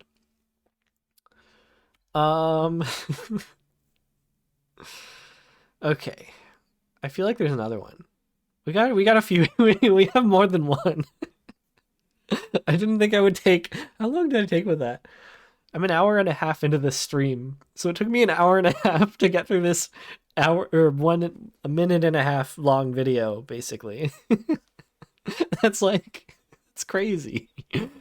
That's like a minute per second. Okay. Is it? Yeah, let's pretend that that's good math. And that if it is, it's on purpose, and if it isn't, it's as a joke. Here we've got some interesting new consoles.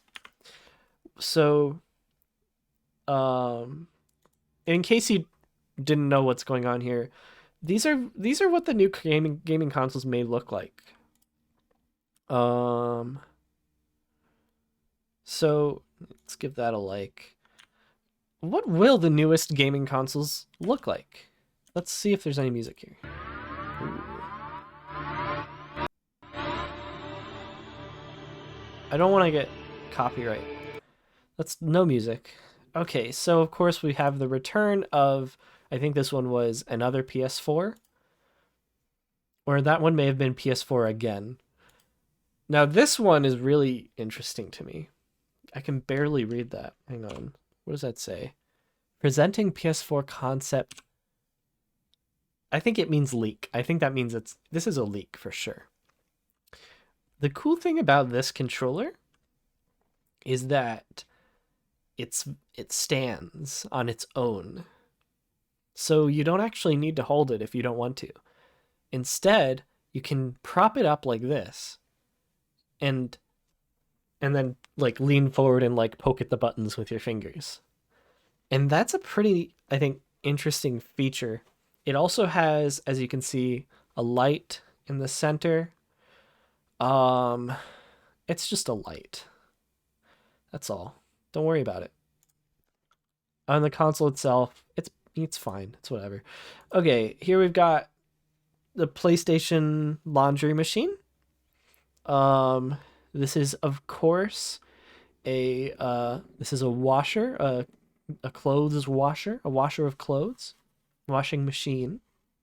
You put your clothes in there, you close it up, and then you have a working cross-media bar up here. Now, this doesn't play any games or movies or anything, but you do have a functioning, like, it's a menu just like how the PS3 had. And you can use that to change all the various washing machine settings. And of course, it comes with a remote that looks like a controller. This is kind of a gimmicky washing machine for gamers. Of course, if you do kind of analyze the scale of the washing machine and the controller compared to it, the controller is obviously huge. It's like you have to carry it like that, right? Instead of it falling into your 2 fingers, you kind of have to bring your arms around it. Which, is, again, for a certain kind of audience. I'm sure someone out there thinks this is cool. But it is real. And it is expensive. Okay.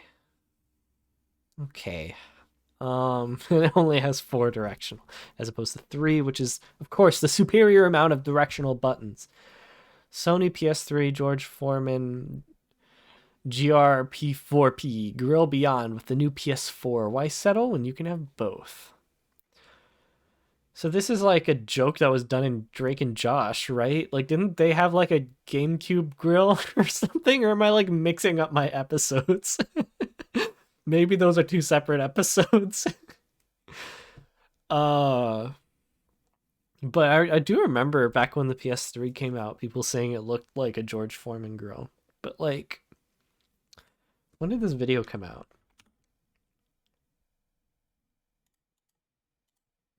Where's the date? Am I crazy or is there no date on this video? Let me try zooming out. Okay, March 11th, 2010. That was just a few days ago. So there's no excuse here. This is an ancient meme. All right, of course now we have, this is the PlayStation dryer. Obviously to be used with the PlayStation washing machine. This one dries the clothes. If you want, you can buy the PlayStation tube. Now this tube is a tube that connects the two, and this way you don't have to transfer the clothes from the washer to the dryer yourself. It goes through the tube. Now, this process is not automated. You do have to open it up, and you have to open up the dryer door and reach through the tube and grab all the clothes from the washing machine through the tube. Is the grill the Spider-Man font? It is, but so the PlayStation 3 had the Spider-Man font. That was like its logo. I don't know if you remember. PlayStation 3 logo. Of course, they changed it later on, but the original logo for the PS3 was the Spider-Man font. Come on, make it big. Embiggen. Okay. So yeah, it's pretty crazy stuff. Can't wait till it comes out. Can't wait to play on this new console. Yeah, like they were, because I think they wanted to unify all their brands, and I think they thought that the font they used for Spider-Man was like really cool, and they were like, yeah, let's make that the Sony font from now on. Crazy stuff. Companies are weird. I gotta pee real bad, but I want to keep looking at this. So right, going back to the Sony dryer. Now this one does play media and play games, so it's a fully functioning PS4. Now whether or not this is a PS4 or another PS4 or PS4 again or final PS4 remains to be seen. We don't yet know what kind of PS4 this is emulating, but it can play some PS4 games on here. And you, as you can see, you also have PlayStation Home, the very short-lived metaverse that PlayStation had for a while. I never really thought about it, but I guess PlayStation Home is kind of a metaverse. It's the metaverse of its time. I mean, the metaverse isn't real. It's not a real thing. It doesn't make any sense. It's just Facebook made a shitty version of VR chat and then decided to name it after something from a sci-fi book, and decided that it was going to be the new thing that everyone would do when things like Second Life and Club Penguin already existed. Anyways, of course you can go into the metaverse with this dryer, and if you want to do it in VR, all you have to do is step inside the dryer and it transports you into the metaverse. Now, you might be noticing all these little tiles here. These are not games. The only game you can play on here, I misspoke earlier. I said you could play PS4 games. Actually, the only game you can play on here is PlayStation Home. That's it.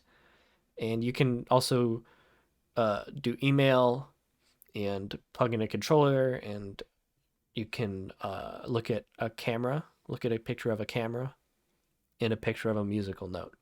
And those are the functions of the PS4 dryer. And you can go on PlayStation Home. It's really a metaverse dryer kind of situation. And of course, these tiles here, since they're not other games, these are most likely NFTs that you can bring into the metaverse with you, and they will be different items of clothing or furniture And of course, you can only buy them with the new cryptocurrency from Sony called uh, ps4. Not to be confused with the upcoming Xbox console, the ps4. These are ps4, like PS bucks with an X, BUX. And of course it is pronounced ps4. We know that from the recent announcement trailer that leaked. You know, with that one celebrity saying, "I love my ps4." I don't know the name of the celebrity. It's not one that I know. Um, Now we have, of course, this is the giant, again, once again, I must stress, these are huge controllers. Like, giant controllers that you hold on to. I guess you can put huge discs in there too, but I think it'll just dry the disc. I don't think it's really going to read it. And this control is pretty neat. We of course have this glass OLED panel here that has a little display in there, and that's pretty cool. Of course, you can only have it can only display like white images. There's no color to it at all. What you see here is kind of what you get, but you can do any sort of shapes in there. And they went back to a kind of classic four-way D-pad and four directional buttons. No weird, no center direction here, and no infinity button anymore. They dropped the infinity button, and we do have two thumbsticks as well. No triggers though. In fact, they've decided to replace the triggers with just very sharp glass, just so that this is to condition the player to forget that triggers ever existed, and to only associate triggers with pain. And this is actually their tactic to make you not want to play any other gaming console. Because if you've noticed, most controllers have triggers. So Sony, in this kind of, in my opinion, genius move, has decided to make the general public associate triggers with pain so that they're less encouraged to buy controllers and consoles from the competition, which of course do have triggers. So pretty smart on Sony's part. We'll see if it pans out.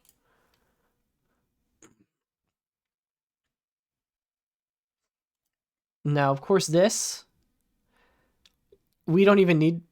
You don't even need to know what it is. It's so obvious. This is a controller for the PlayStation 4 concept from earlier. It's just another version of it. It's a third party one. It's made by like one of those third party controller companies, Mad Cats. This is a Mad Cats controller for the PS4 concept. That's why, yeah, I know you don't know about this one because, um, like I'm not sure about it either, but it's Mad Cats. That's why. That's why we're like looking at like, I'm not feeling it. No, it's fine. It's not official. I have to pee. I will be right back. I want to use that one. Yeah, there he is. There's my boy.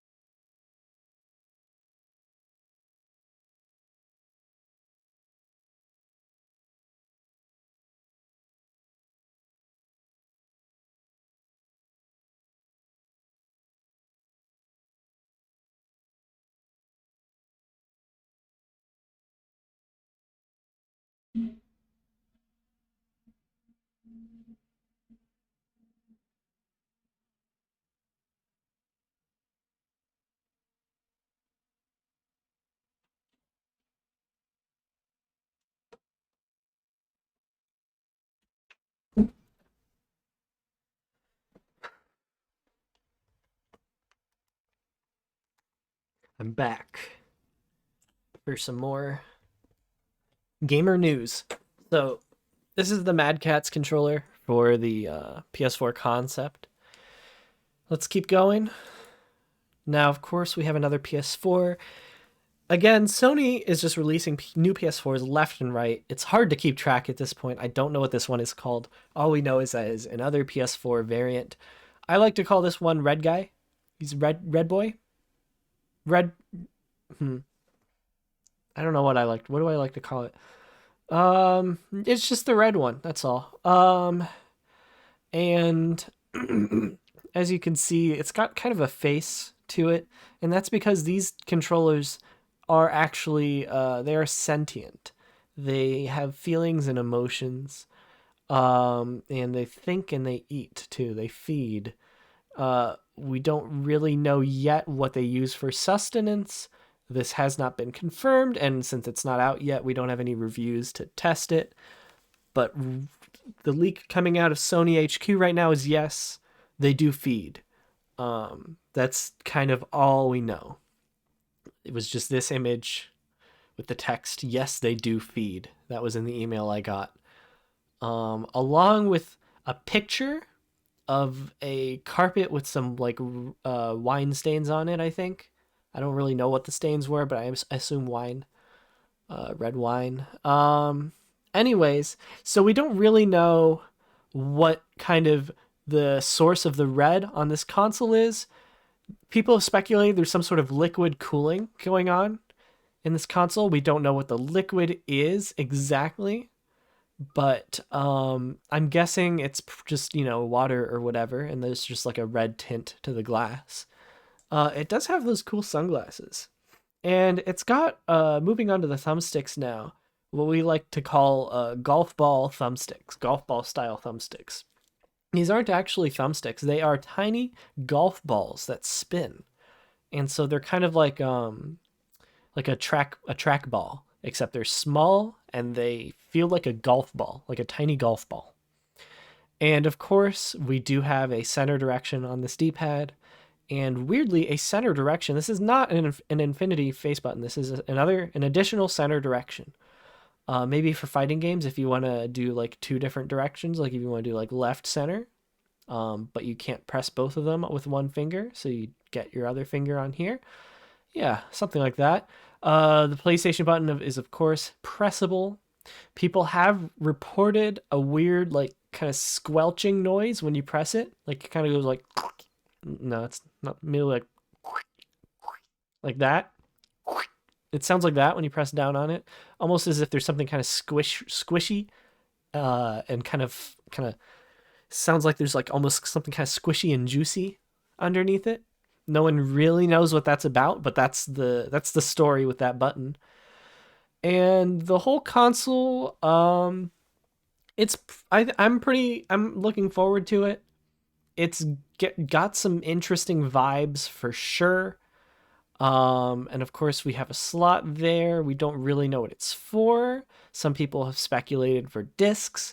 I'm not convinced because the leaker did send me just a photo of the slot that says I require flesh.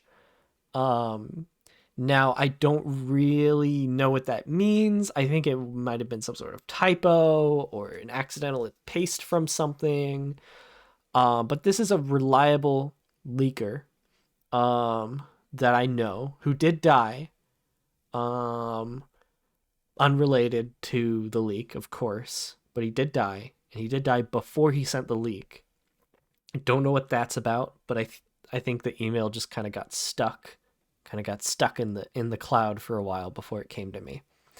Anyways, I'm looking forward to this console and seeing all the different ways that I can feed it my blood. And of course, if you really want to have this console without all of the more kind of disturbing implications of it, you can just get the boring, they call them the yin and yang models for obvious reasons. They're identical, they just look different, and they don't do the blood magic. This next picture is of the PS10, not the PSX, not the PS1, the PS10. All right, keep that in mind, which was released prior to the PS3 in Japan. Little known history, gaming history fact. The PS10 was released before the PS3, but only in Japan, and they erased all evidence of it because it was only out for a day, and after it came out, people started getting these weird nosebleeds. So they recalled it, and they also deleted everyone's memory of it, which honestly they didn't need to do because most people had already like kind of forgotten about everything in their lives anyways by the time they started, kind of erasing it from history. So let's see the PS10. Oh, wait, that's not the PS10. You know what? I the video got it mixed up and I also got it mixed up. Uh this one's the PS10. That's the PS10. That makes sense. Okay. That's the PS10. They accidentally put the PS10 here in where they should have put the final PS. That's the final PS4. This one was the PS10. This text is about this the red one. Yeah, okay. That makes sense. Sometimes we get things wrong, and that's okay. And of course, the PSP 4000. Pretty standard stuff. It's a bit like the DS Open and the DS Closed, except kind of inverted, if that makes sense. So instead of the controls covering up the screen covers up the controls. This is great for if you're playing a video game and you don't want to touch the controls, but you want to keep looking at the game. That's what this is for. So I guess if you have a cutscene, then you put the controls in. If you have any part of the game where you're just waiting around and you don't want to touch the controls, you put the controls in. I believe developers can, if they want, retract the controls, which kind of adds mechanics to some games. For example, there's a new kind of difficulty mode in some games where if you don't beat the game in a certain amount of time, the controls will retract, thus not allowing you to continue the game unless you can somehow do mind over matter and make the game play itself without touching the controls. And of course, they are using this console as a way to find those who have been born with the gift.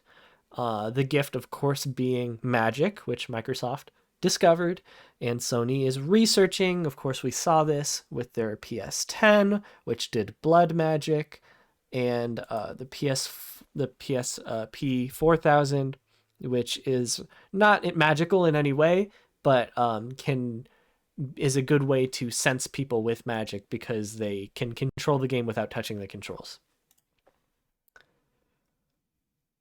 Moving on, we have the PSP2, finally, after all these years. It has all the new features we've been asking for, including a green light in the back and a big-ass camera on the right side that gets covered up by your fingers when you're holding it. We also have two directional D-pads. However, the right directional pad has the icons of the face buttons on it. But make no mistake, this is a D-pad. You of course have a matching green light in the front. These two green lights are connected in space-time. They are fused together at a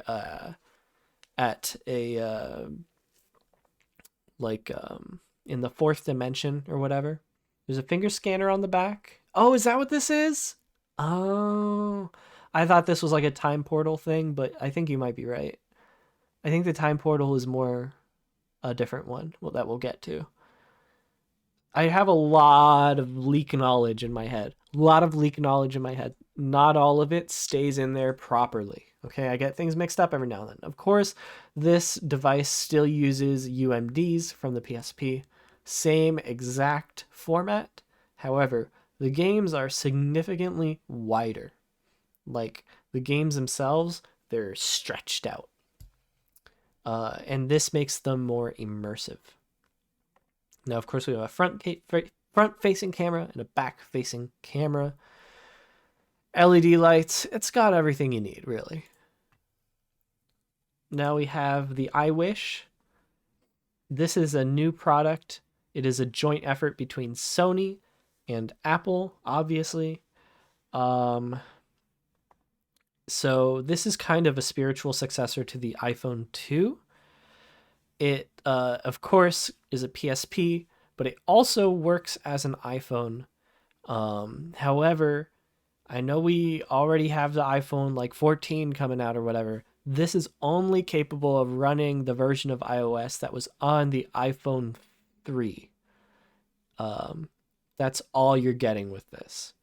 So it's a little bit behind, but it shows promise for a new kind of product in the market. And we'll see if it sticks or not. But it does have 2 thumbsticks. Speaking of sticking, we have 2 thumbsticks here. That's nice because the PSP did not have 2 thumbsticks. This thing rules. This is sick as hell. Like legit. Okay, like real talk. I would have. This would have been so cool if this came out in like 2009 or something. I would have wanted one of these so bad. It's a good design because it's got the little keyboard for typing. If you want to type with your friends, you know that game we all play, type with your friends. Like a multiplayer typing competition. Now this, not gonna lie, this is sleek as hell. Look at that. Damn. I have seen this though because this is someone leaked this to me. So this is of course the new PSP, which is officially called Fan-Made PSP2 Concept. That is its name, that it's going to be released in stores with that name. And it's really self-explanatory, isn't it? The screen comes up, slides up. It's got a button there. If you want, you can close it, and it has the same functionality as the where is it? As the PSP 4000, where the screen can cover the buttons if you so wish. Oops, spoilers. This is so cool. They let a fan design this one. Yeah, I thought this was really sweet that they gave this design to. Okay, I feel like there are other products. There are other images here that we can say were designed by a fan. This one looks sick as hell. Oh wait, no, I just remembered. Its official name is the Fan-Made PSP2 Concept, and that's what you're referring to. Yes. They let a fan design this one. You're right, I had forgotten. I just remembered. This is, of course, the PSP Upside Down edition. It's an upside down kind of, right? Am I crazy or is this upside down? Like, I guess it's because the analog sticks, you expect them to be on the bottom. We got kind of a Wii U analog stick layout here, which honestly I think worked for the Wii U. So maybe it'll, I'm not going to be too quick to judge here. However, the way that it juts out on the sides here, I feel like would be uncomfortable. And just this whole thing looks upside down to me, even though it's not. Of course, it takes UMDs, and the screen has a blue tint to it. So it doesn't have color, just blue. It has one color, and that is blue, but it has every possible shade of blue. In fact, it has an infinite amount of shades of blue. And scientists have actually been using this device to discover new shades of blue that we have not seen before in our world. And I think that's pretty cool. And it really all goes back to Sony meddling with magic after Microsoft discovered it. And I think that's really the only notable thing about this, besides it looking upside down, is that magic has allowed us to see shades of blue that we previously had not been privy to. And it also has analog triggers.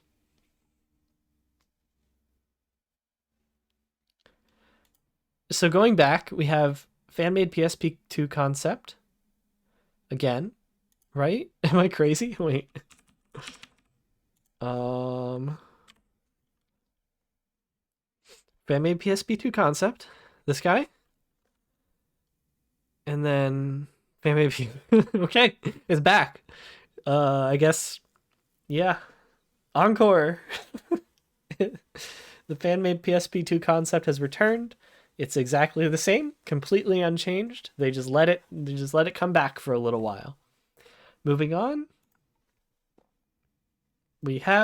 Here's what it looks like when it's closed. So you can see the game is unplayable when it is closed. That is by design. It's only for looking, not for playing. You can, however, press the PlayStation button, which will take you back to the menu. However, the game will be playing in the background, and it will not pause the game when you go back to the menu. It will still be going on in the background, and the only way to get back to it at that point is to open it up so you can like press cross to select the game again. Kind of a design oversight, or maybe it's intentional. Who am I to say? And this, of course, is the new Sony Ericsson PS phone, or as everyone has been calling it, the PIS phone. As you can tell, it does have a center direction. Excuse me.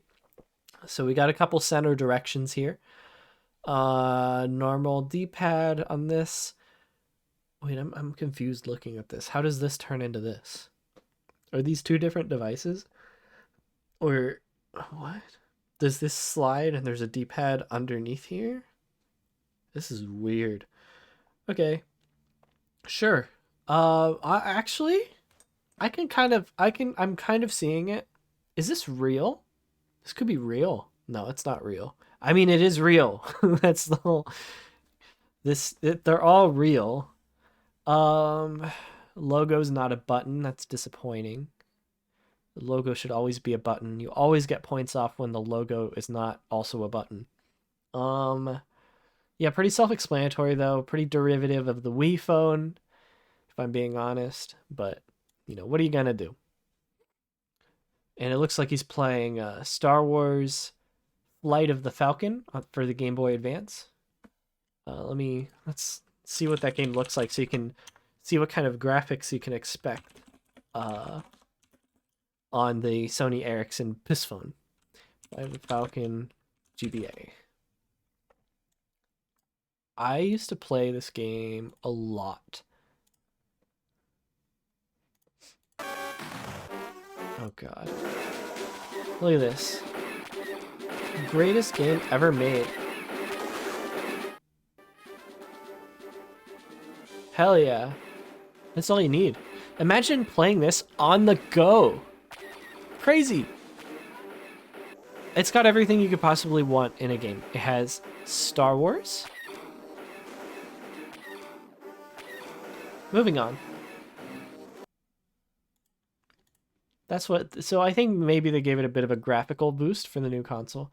Xbox 720 again, we've seen... Wait! No! So obviously,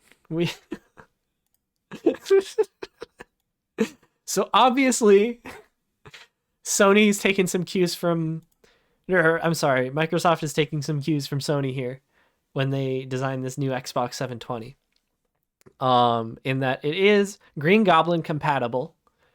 That's a lot of video game manufacturers are aiming for, that Green Goblin compatibility. It's kind of the new ray tracing. And this one, as you can see, works fully with any Green Goblin that you want to use with it. It works perfectly. In fact, if he wants to, he can even have a little sit down. He can even have a little sit down on it. And he doesn't even need to stand. It's very comfy. I know it kind of doesn't look that comfy, but I promise you it's very cushiony on there. He is having a good time right now. Let's keep him there for a little while we kind of discuss what's going on in here. So this actually does have a full disc slot. So you can put any disc inside of there that you want. No tricks here. It's just a normal functioning disc slot. Now, you do have the Xbox menu button here. That's not a power button, that is the menu button. So if you want to open the main Xbox menu, you do unfortunately have to walk over to the console and press the button on the console. Now, this is part of a new initiative by Microsoft to make kids more active so that they're not sitting the whole time they're playing video games. They tried earlier with Kinect, but it didn't really work out. So this is the next attempt, which is just you obviously have to press the menu a lot when you use the console. For whatever reason, you got to go back to the menu sometimes for things. So you get up to do it. You can't do it while you're sitting down. And then of course you also have start and select. So again, from the same initiative, anytime you have to press start and select, or I guess now they're called menu and view. It's a fun fact for you. If you want to press either of the buttons that let you either go to the pause menu or go to the map or your inventory or anything like that in any kind of game, you do have to get up and walk over to the console to press those buttons. Now, fortunately, every other button is on the controller and you can sit down with the controller. So you have all your thumbsticks and analog sticks and circle pads and other things like those are all with you, and buttons as well. Now, this is, of course, the other Xbox 720. This is the one with the Sweet Tart ropes inside of it and the invisibility magic that Microsoft have pioneered and they have discovered deep underground. Now, here we have the Xbox 2.0. As you can see from the logo, I believe that says Xbox 2.0. This is basically... I just realized Norman's still there, chilling out. He could stay there, to be honest. I feel like that works. Let's see. Did it work on that? Nah, that one doesn't really work. Let's just keep him here for a while. See how well he works. Now, lots of buttons, lots of stuff going on here with this one. This Xbox is compatible, as you can see, with GameCube controllers. Here, let's move him. Let's make him a little smaller. He's just a little goblin. He's just a little goblin chilling out. So as you can see, GameCube controller compatible. Each of these is a GameCube controller port. You also have your red, green, and blue lights, respectively. Each of these lights represents a different genre of video game. If you're playing a racing game, the blue light will light up. If you're playing a shooting game, the green light will light up. And of course, if you are playing a racing game that involves shooting, the red light will light up. And those are the three different genres that are on the Xbox 2.0. So it has its launch titles are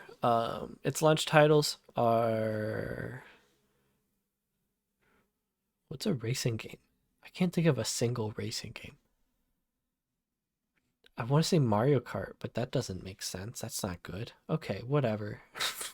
Its launch titles are oh god. I literally can't think of a single racing game. What is wrong with my brain? Cars. Project Cars. That's a game, right? So there you go. Project Cars, one of the launch titles. Like, that's the only game I could, because it has cars in the title, so I just thought of the word cars. Anyways, you have Project Cars and Call of Duty, and of course the third game, Rage. Bethesda's Rage, which is a racing game that involves shooting. So there you go. Those are the three titles, and of course, if you're playing Project Cars, it'll be blue. If you're playing Call of Duty, it'll be green, and if you're playing Rage, it'll be red. Red for Rage. This bit has gone on, I feel like, for an hour. Like, this one part of it. Okay. Next, we have 3 eject buttons. Of course, these line up with the lights. So if you are playing Rage, for example, you need to press the leftmost eject button to get the disc out. Or, of course, in this case, it's not a disc. It is actually a cartridge. Very reminiscent of of a cassette tape. It is actually uses similar technology to a cassette tape. So if you're playing Call of Duty, you need to press the middle button to eject it, and so on. This part right here, that is a green circle. Okay. And this part right here, this whole console right here is actually the controller. This is the controller for this console. So this, of course, the center button, that is the Xbox menu button, which they've walked back on their initiative to make people stand up to press the menu button.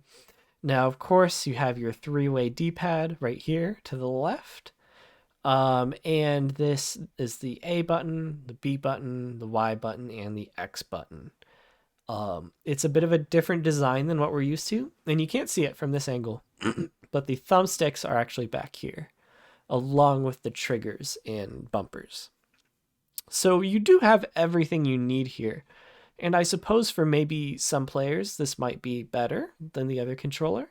I personally, I don't think this is necessary. I think the default controller, the Xbox controller we're all used to, would be a better option. But, you know, I don't design these things. I don't really know what goes on behind in these decisions. So who am I to judge? And of course, this is like the toy that you get with it. Like when you buy a Happy Meal, you get a toy. This is the little Xbox action figure they give you with the Xbox when you buy it from McDonald's. And of course, this is a McDonald's exclusive product. Microsoft is only selling that Xbox at McDonald's. This one, however, you can buy anywhere. This is called the Xbox 360 Laptop Edition. It's a very straightforward title. It says what it is. I don't really have much to say about this one, to be honest.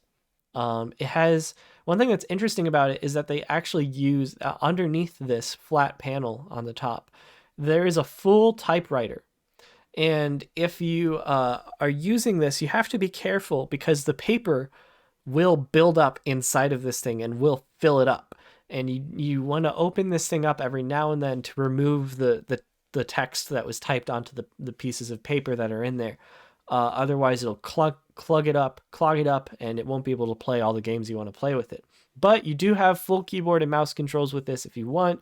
Obviously, this person who took this picture did not use a mouse. They used their controller. And if you want to, you can use an Xbox 360 controller with this. It works perfectly fine. Pretty cool stuff. One thing people do is sometimes they don't want to open it up completely, so they'll use tweezers and go between these little holes here to grab the paper, but it really is kind of random where it falls in the system. It comes off, you know, like a typewriter would. It kind of comes out up here, and it just builds up and rolls back. So sometimes people are sort of able to reach it and pull it out through these slots. But really, it's best to just open it up. It's super easy. All you need is like a few different types of screwdrivers, and it opens up nice and easy. And to get it back on, you just need a little bit of glue. And yeah, 2 USB ports here. Looks like we have... All right, Eric. Enjoy bed. Enjoy being in bed. Enjoy the head to bed. Have fun with that. Thanks for joining the stream. It's been really fun. Fingerprint sensor up here. Another fingerprint sensor right here. Oh, and don't forget the giant cable. This thing is huge. What else? This is, of course, similar concept to the DS Closed. This is the Xbox Closed. And the Xbox Closed, similarly to the DS Closed, does not make any noise. You cannot hear it, and you cannot see your games at all either. But they are playing in there. And, of course, the only buttons you get are R and L shoulder buttons. Of course, this is upside down. You would hold it with the L and R buttons up top. And of course, there is a disc slot. As you can see, disc slot, I know that looks like a 3.5 millimeter headphone jack. That is actually a reset button. You press that with like a pen, for example, and it'll reset the console to factory settings. Of course, none of this really matters because, again, you cannot see or hear anything that happens in this console. However, it is indeed happening for sure. Our top scientists have confirmed this fact. And yes, functioning optical drive and everything. It's got everything you need.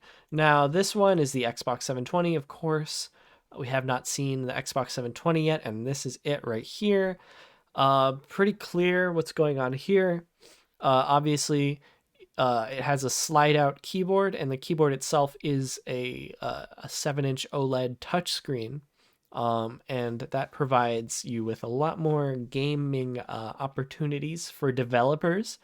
They seem to be playing Halo on there, I think, maybe. And so if you wanted to, you could type out walk forward, and Master Chief will walk forward. It's a pretty intuitive way to control games. It works really well. I've tested it actually. I played this at an event, and it was quite an experience. Because no longer do I have to think about like, oh, I want to go forward. What do I do? Do I press forward? Do I hold the stick up? Do I hold it in? Do I press it down? What do I do? I don't know. That thought process has been completely eliminated now because now I just have to type what I want him to do. Walk forward, he walks forwards. It's so easy. I don't know why other companies are not implementing this revolutionary new method of controlling Master Chief. And of course, you have the two games that it comes with there. Um, Hot Wheels and SpongeBob. And the whole console is recyclable. Now, here we have the Xbox multiverse. This is what every Xbox looks like in all the different universes. So, like I said earlier, Microsoft did discover magic, and using that magic, they have tapped into the multiverse of madness. And so, these are all the different variants that they found as they explored all the other alternate timelines, and each one is unique in its own way, and they are all 100% evil. They want to eliminate all life, all sentient life. They are all villains, um, except for except for this one. That one's a nice one. Eventually, hear me out, all right? Eventually, Microsoft will follow Sony's lead and create a portable Xbox, okay? I want you to keep that in mind when we see the next few images.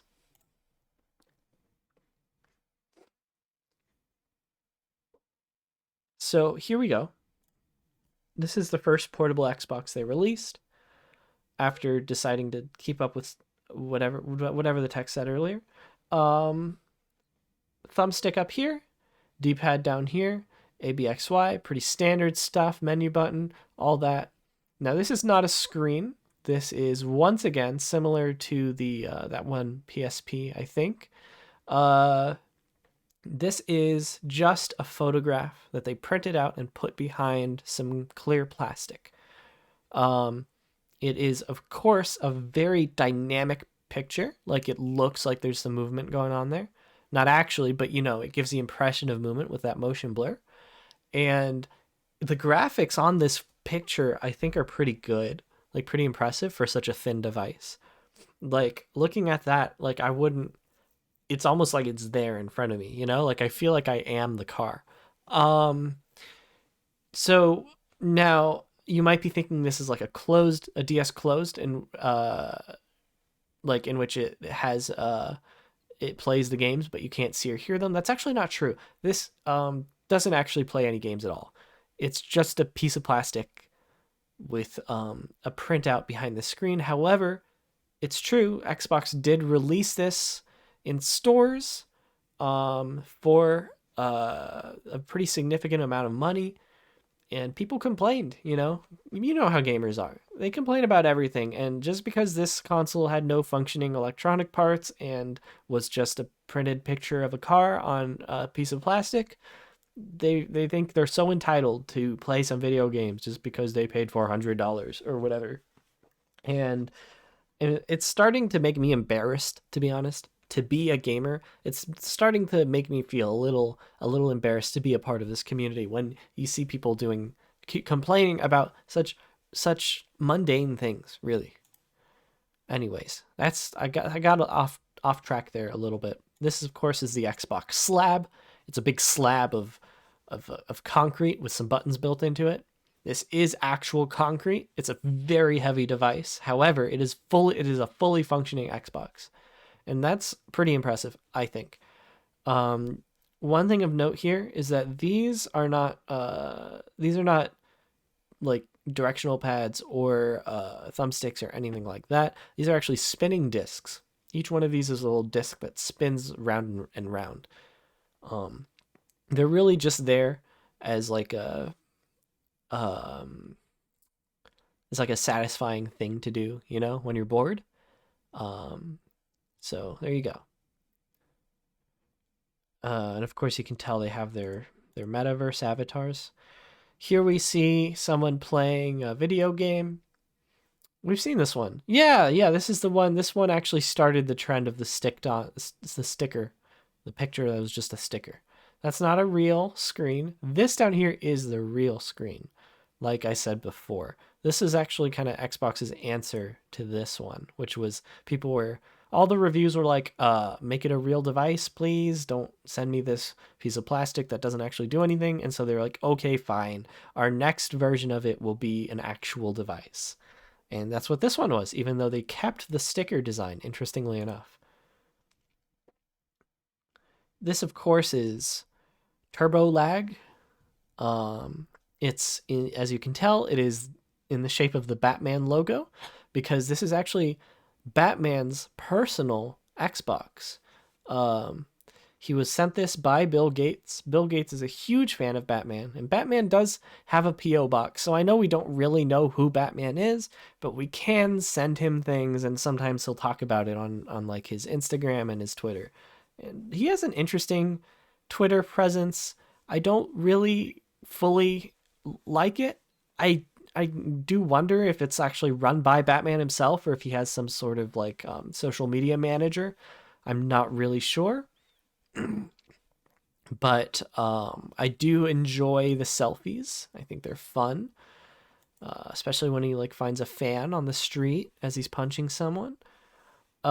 Here we have Experience More. That's the name of the product. I don't know if you all have gotten your Experience Mores yet. I've pre-ordered mine. I'm still waiting on it. Hopefully it comes in soon. But yeah, I mean, I don't know what is there to say about Experience More that hasn't already been said. It's a revolutionary design, and the colors on it, red, blue, green, yellow. That's 4 of them. I mean, I don't know how they can pack this much into such a small form factor. 4 colors, 2 you can get it in white or in black, full QWERTY keyboard, and a little black rectangle that lets you gaze into the void, just like the plane between the different universes. You can look into that, which is something that no one else can offer really right now. And this is all thanks to, once again, Microsoft discovering magic. Online. This one's just on live. This is real. This is a real thing. Like actually, like this one's just real. I don't know if anyone remembers this, but On Live was like the first major and I'm not bullshitting right now. This is not a bit. On Live was like the first game streaming service. I think they ended up getting bought out by Sony, who turned it into PlayStation Now. But they had like legit, like they had like Batman Arkham City on there, as well as like a bunch of other like pretty big games. And it was all run in the cloud. Here, let's see if I can find a video about On Live.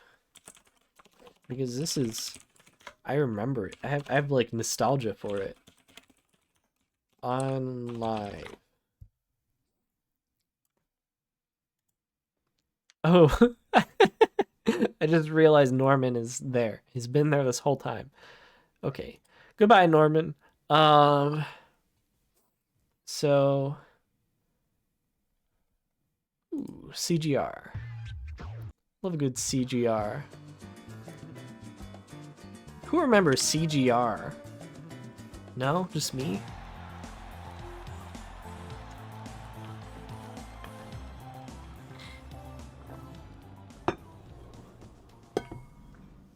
The future is now. It's the OnLive game system. Cloud gaming at its finest.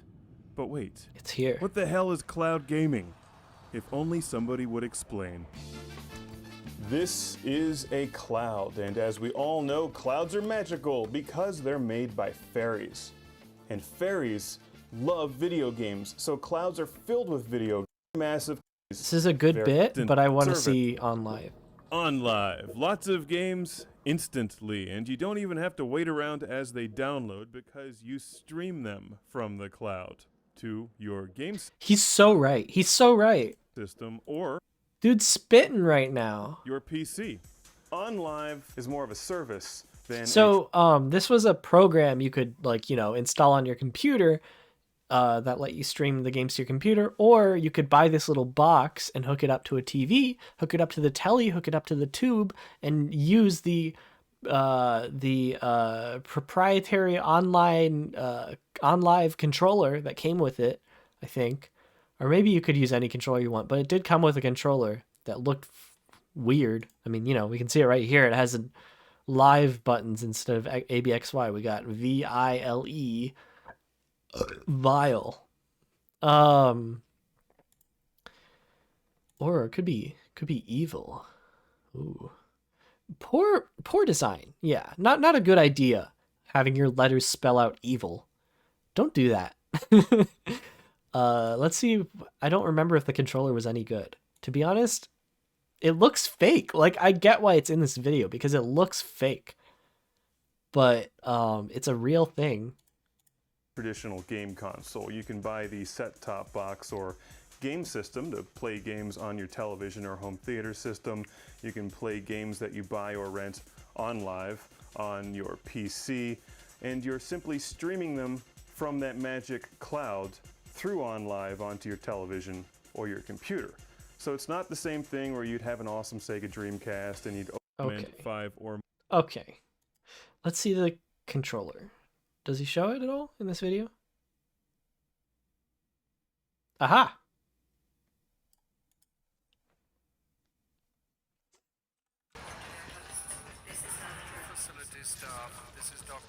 The OnLive game system comes with a controller which is nearly identical to the Xbox 360 controller, and it's larger than the OnLive Wait, itself. it looks It's better wireless, here. but you can charge it with a USB Maybe controller, and it's maybe this was a render and they changed the design. Huh. larger I could have than sworn the controller looked OnLive different though. itself. I could have It's sworn wireless, but you can it charge did look like this. with a USB cable. I never had hooked up one to though. the front of the OnLive if you have the battery pack, or you could Honestly, not a terrible looking controller. Like Controller, from which if is this nearly- is like, you know, this is from like the Xbox 360 era. I feel like this kind of adds on to that design philosophy nicely. I kind of like the media controls on it. That's a little bit neat. Maybe kind of unnecessary, but neat. The spacing of the face buttons is like fine for me. I think that looks okay. The D-pad looks like it could be bad, but you know, it's not really something you can tell just from looking at it. The thumbsticks, I like that they're concave. Or is it convex? I'm pretty sure that's concave. Anyways, you get it. You put batteries in there. Seems identical to good. the Seems like a Xbox good. I don't like the 360 glossy plastic though. That seems bad for fingerprints. controller, and it's larger. That's my than review of the OnLive. itself. It's wireless, but That's my review of the OnLive controller based on this video that I am watching in a stream. you can charge it with a USB cable hooked up to the front of the OnLive if you have the battery pack, or you can use 2 AA batteries in this thing. I'd like to see them put some more retro games on this service. It would be perfect for a huge collection of Genesis and Super Nintendo titles, as well as the Dreamcast and other consoles from back in the day. It's definitely worth a look. And it's free to do so. If only it were bigger though, right? If you're like me and you think that bigger is better when it comes cloud game console, and now That's you're fun. cloud That's gaming. a fun bit. Okay. Oops. Okay. Back to the video. That controller lies. It's all a lie. Finally, wii2. Finally, I've been waiting so long. It's all I've ever wanted. wii2. I thought I was going to get it with the Wii U. Nope, it was a Wii U. It wasn't even the Wii 2. There he is. Oh my god. Okay. As we can see, there's a lot to unpack here. The Wii Remote, first of all, a little bit reminiscent of the Wii Phone. Perhaps that's just because it's a tall rectangle that's white. Maybe I'm just seeing patterns that aren't there. Anyways, we have, as we can see, we have a D-pad, start and select here. Looks like we have a couple face buttons here. What's up, Lil Thicky? Welcome. I'm looking at all the new consoles that leaked recently during E3 that were announced, and they also leaked and they were also announced. I've gotten my story very straight on this stream. All the lore is consistent. I don't know how much longer this stream will be, but we'll see. Oh, we have Pikachu here. As you can see, he is being projected out as a hologram. The Wii 2 is capable of projecting holograms. However, these holograms are actual creatures from the multiverse, and they have been trapped inside of the console. So keep that in mind before you press the project button, because it is actually morally wrong to do so. Now, you might say, hey, there's no ethical consumption under capitalism or whatever. These consoles are always going to be made from, terrible working conditions, etc. Yes, however, if you do not press the project button, the soul of the creature that's trapped inside of the console will not endure any suffering.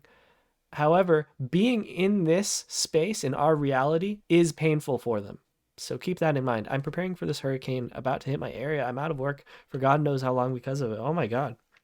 I hope you stay safe. Stay safe and stay up to date with the goings-ons of the hurricane.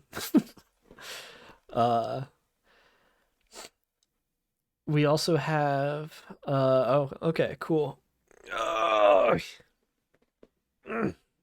hope you're able to work again soon. That sucks. What is this? So we have two little circle shapes here. This might be eyes, might be little cameras in there that can see you. It wouldn't be the first time a console has had those. And then of course, a little slot here, probably for like extra peripherals that don't come with the console, because the Wii 2 is moddable. And also, if you want to inject more souls from the multiverse into the console, you can of course do it through this slot. If you buy one of the multiverse souls expansions. And of course, this right here, that down there is the liquid cooling for the console. It gets very hot in there because it is actually fueled by hell itself. They've opened up a portal into hell inside of the console in miniature, and just hell energy, demon energy goes through the console, and that is what's able to resurrect the souls that have been captured and put in here, because of course they are basically dead. That's all you need to know about the Wii 2, I think. That's all you need to know about it, really. It's pretty simple stuff. Oh, and it's also got an analog trigger. I'll just keep bringing One Piece. You're on episode 99, now you're on episode 148. Wow. I could never. I'm too busy watching PlayStation 4, Xbox 720, ps4, and Wii 2 on youtube.com. So this is a Wii. This is a golden Wii This is not a fake thing. That's a real thing. Wait, who had the golden Wii?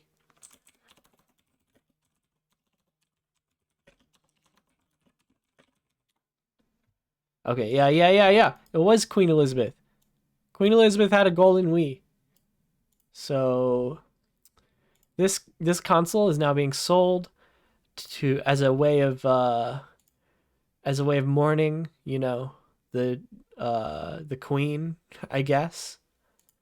That's what this is all about.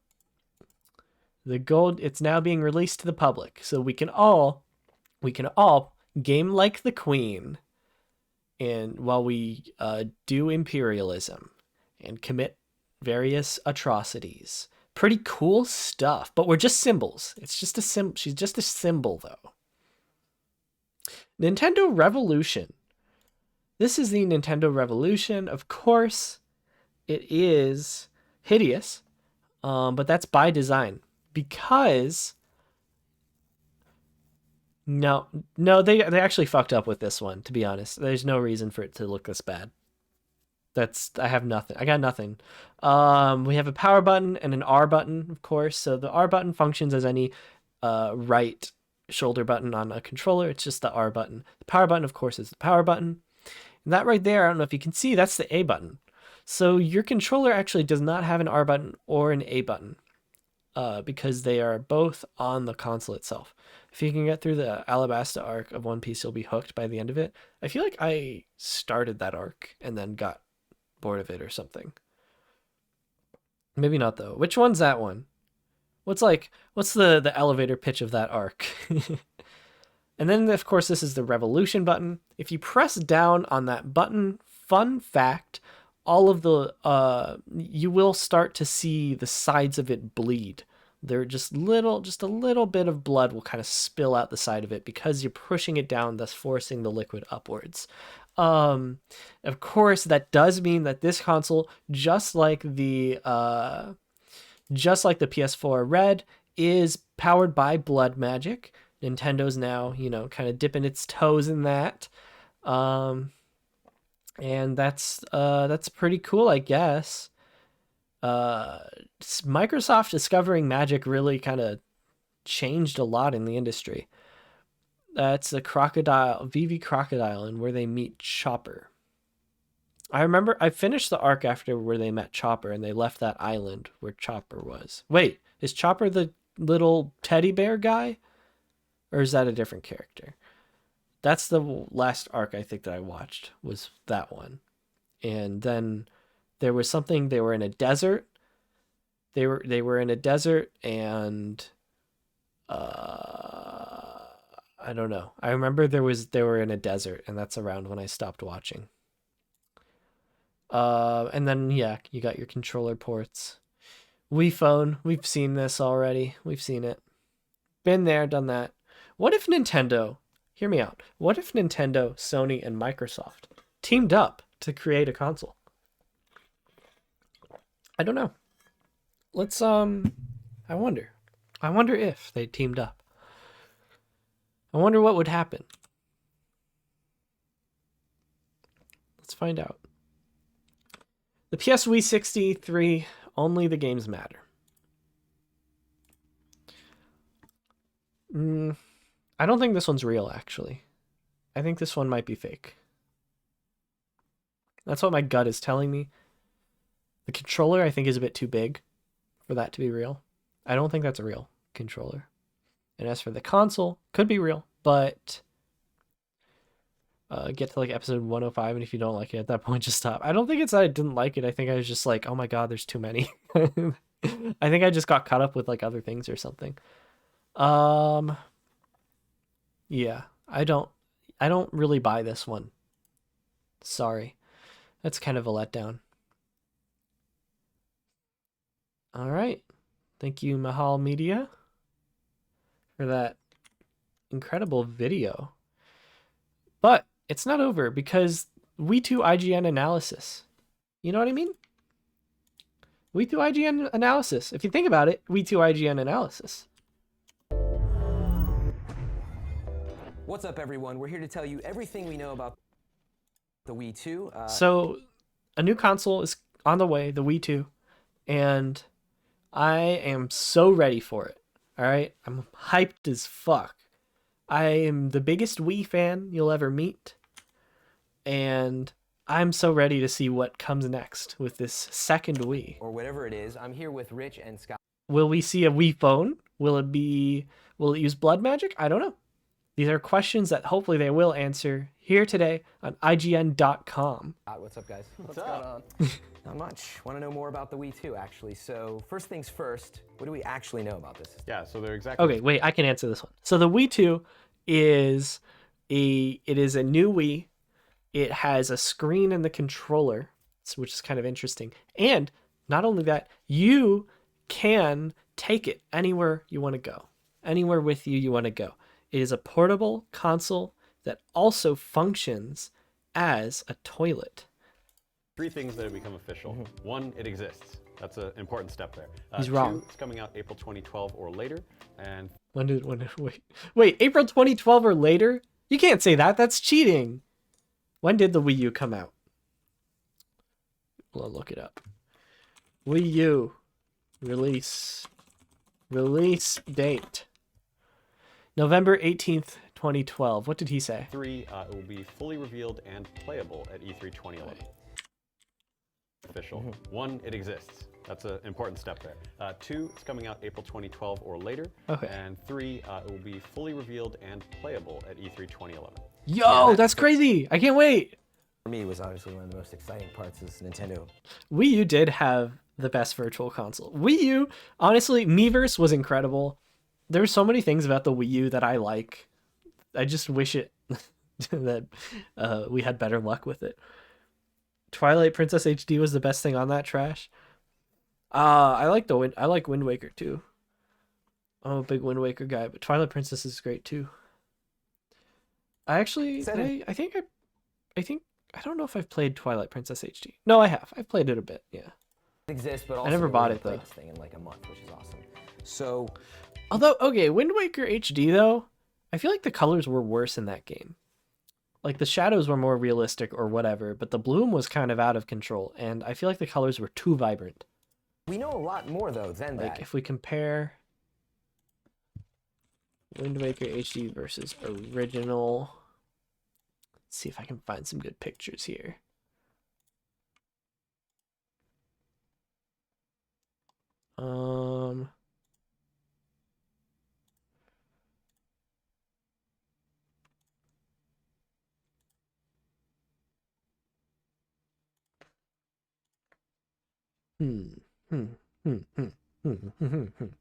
Yeah, I kind of prefer the original. It's a little bit duller, I think, but it's easier to look at. It's easier on the eyes for me. This is like a bit too much, I think. And you can kind of tell like the way like the highlights in his hair and arm, like it's just a bit bright. It's just a bit too bright, I think.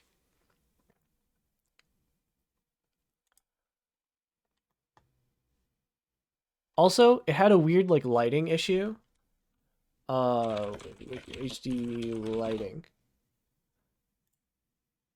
Where like if you walked up against a yeah, wait. You can kind of see in this picture. Oh god. In this one, the lighting looks a little strange to me. But there's got to be a better example though. We're like, yeah, here we go. The lighting looks almost no. I want the just look at the thumbnail. The lighting looks almost like clay-like, right? Like it doesn't look cel shaded. Here we go. This one is a good picture. Yeah, I don't love the way that looks. I never have. Twilight Princess HD, I think they were a lot more conservative about how they changed it. However, they did get rid of some of the bugs in the bug hunts. Honestly, I don't know how I feel about that. Like, yes, it makes sense because they were kind of padded out, but also there are some areas now in those bug hunts where when you explore them, you're like, that's weird. I feel like there should be something here, but there isn't. because they removed the bug. If you know, you know. Well, we have a lot of inside sources like feeding us information from a variety of Project different Cafe, that's what it was called. Twilight, yeah, look up. Yeah, that's a good idea. Twilight Princess HD versus original. Let's look up the HD Twilight Princess. Jesus Christ. You start streaming, you start recording your voice or streaming, and any accent you do is a million times worse than it is when you're just like doing it in real life with friends or something. I can do like an okay British accent, but apparently if I'm streaming I can't. What am I even doing? Okay, let's look at Google Images. It's mostly just like they cleaned up the textures, and I don't want to look at any videos. They mostly just cleaned up the textures and left everything else as is. Even like some like bloom effects that were in the original, they kind of took out, and I don't know if that's just because the resolution's higher and that's just like kind of a side effect, or if they made it more subtle on purpose. Okay, we could watch a comparison. Once in a split screen. No music. Okay. See, I like. Let me get to this frame. I almost prefer the way this looks. Like it's maybe it's just like nostalgia. I kind of prefer, like, it almost looks, I think because the resolution is lower, it almost disguises the fact that, you know, it's not a super detailed polygon, I guess. Or, you know, it's not a super detailed like character model. Polygon. You know, for a modern game. Whereas when you blow up the graphics, even after improving the textures, I still feel like it looks like a last gen character model. Yeah, Twilight Princess fucks. Twilight Princess is a good game. It's a good ass game. Midna's great. It's got a cool atmosphere and vibe. I'm pretty partial to Wind Waker too, though. I like Wind Waker a lot. I think Wind Waker has my favorite Zelda story, like by far. But Twilight Princess has some good vibes. Yeah, there are like aspects I prefer in the original, but that's mostly just because I don't love the look of upscaled old games. I don't really like going back to play, like, say, like PS2 or like GameCube games and then like upscaling the resolution. I feel like it looks better at its native resolution. They've been rumored to come to Switch for a while, I feel like. I don't know if it'll ever happen. Okay, that's enough of that.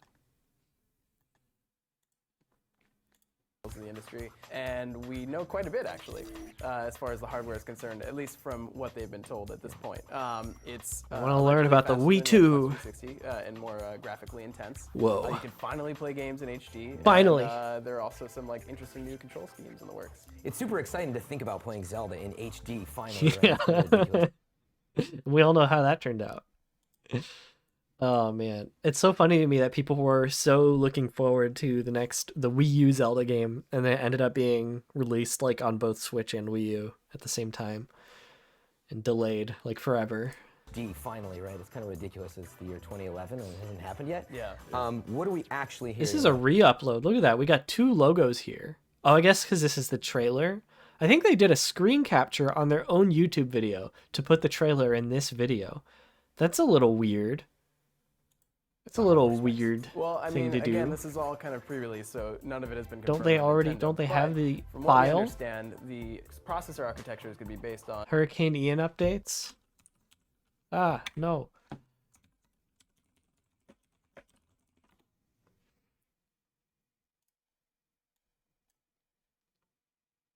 September 26, 2022, Florida braces for Hurricane Ian. At least 3 cruise lines changing schedule of stops to avoid hurricane's path.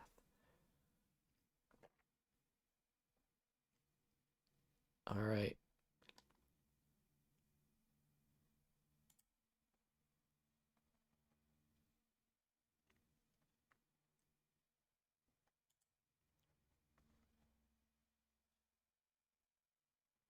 Cool. Very fun.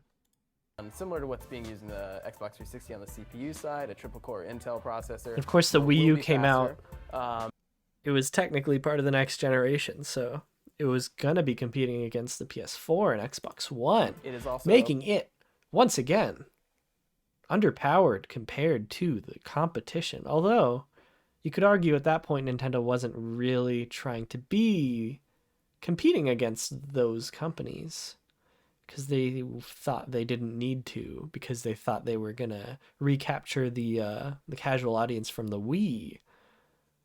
allegedly going to be using AMD's Of course, they were wrong, and the Wii U ended up specially designed being pretty fun, actually, but also a financial flop, and all that good stuff. But the moral of the story is Nintendo has infinite money and can have a flop for 100 years in a row, and they'll be fine. So that's pretty cool. Yay for that. Love it when companies have lots of money. Good for them. Good for them. You know, they need it, you know. There might be people living here who are starving. There might be people living on this planet that are starving, but at least Nintendo has money. really get a firm sense of the where it falls in the sort of things, but from everything we've been told, it will outperform the PlayStation 3. Rich, you run the Nintendo channel. You must be pretty excited about all this. What are your thoughts? Yeah, I mean, so we have some other details. The codename for Fuck the yeah, Wii 2 is Project actually Cafe. Project Cafe. Bring it. It's kind of a weird codename, but there it is. Don't know what it Fuck means. you, it's not Yeah, weird. We've actually It's also heard normal. some other names. Yeah, so there are a few other names allegedly going around. Again, not confirmed by Nintendo, but one of the names we've heard is Stream. It would be pretty ridiculous to think Several years. that Inside Nintendo's jokes. considering Wii Stream, but Yeah, we thought the name Wii was ridiculous. yeah, to yeah, begin it's with, so true. you But if never they were know. to pair Stream, Thought on the name yeah, what? Yeah, it's true. I But thought if he they said were to Wii pair U. I think he just said Wii though. Stream on the end of there, it'd probably a little. I'm too hoping they soon. put a stream on the end of it. Yeah. So more. It's like possible the Wii 2 will use blood magic though, so the stream may be accurate because it might not be a stream of of pee as they're implying, but a stream of blood. Now, whether or not this is the user's blood or some blood that has been harnessed from other creatures from other dimensions remains to be seen. Nintendo Stream, if at all. So. But yeah, all rumors, and we've also heard it's backwards compatible in some way, right? What have you heard? Yeah, I mean, Nintendo's kind of keeping up what it's been doing for the last, several years, and so this thing is supposed to be backwards compatible with Wii, GameCube, preserving those libraries, and it's also supposed to work with the Wii remotes, GameCube controllers, all that sort of stuff. So people who bought the other systems can keep going. Yeah, I mean, I think that's very smart. Right out of the gate, they're going to have a huge library, so hopefully that does. Did he say library? There's another R in there, my friend. That's the kind of stream this is now. That's the kind of things I'm going to comment on. True. Yeah. Now for the exciting part, I think. Ooh. The controller. So Yes. they Yes. Totally changed things up last time. You know what would be What's- cool? You know what would be really cool? Is if the Wii 2 controller, imagine if it looked like this. How cool would that be? That would be so exciting if it looked like this. I hope it does.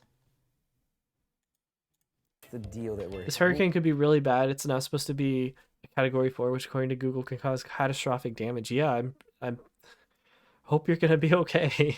Sorry to keep talking about it. It's all I can. Yeah, I don't blame you. Just stay safe. Hope you're able to be okay.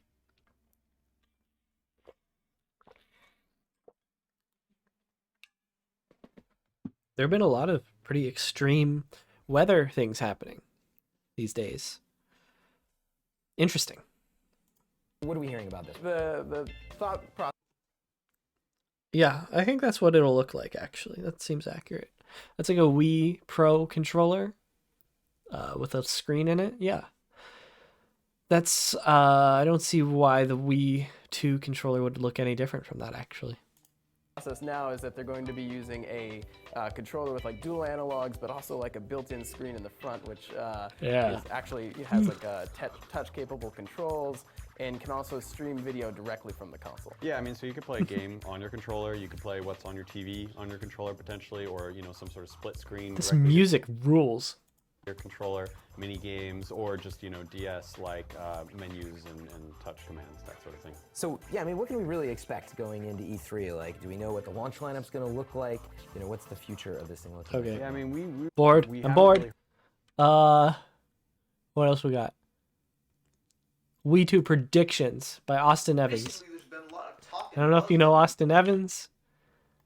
For context, this is what he looks like right now. There he is on the right. Cool guy. And, Makes technology videos. Here he is in 2011. Next generation Nintendo Wii. And in fact, just yesterday, a tip went out all around the internet that there was actually going to be the next generation of the Wii announced at this year's E3. So what I want to do is talk to you guys a little bit and give some of my This guy's gonna be big one day online. Trust me. predictions, some of my thoughts, some of my hopes about what we will be able to see in the next generation. This guy's a natural. Now, the first thing He's got this down. He's got this locked down. Okay. Oh, is this just an unedited single take? I'm looking for a jump so cut. What I really would like to see is an upgrade to the graphical Didn't his house burn down? I have no idea. I hope not. I hope he's okay.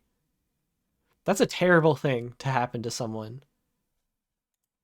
One thing that has hurt the Wii, in my opinion, is the fact that when you look at some of the the big blockbuster games, you see, for example, Halo, all this kind of stuff, and even the multi-platform games, you see them on the PlayStation Okay, 3, Austin, Xbox you gotta step up your content, man. This is kind of boring. I'll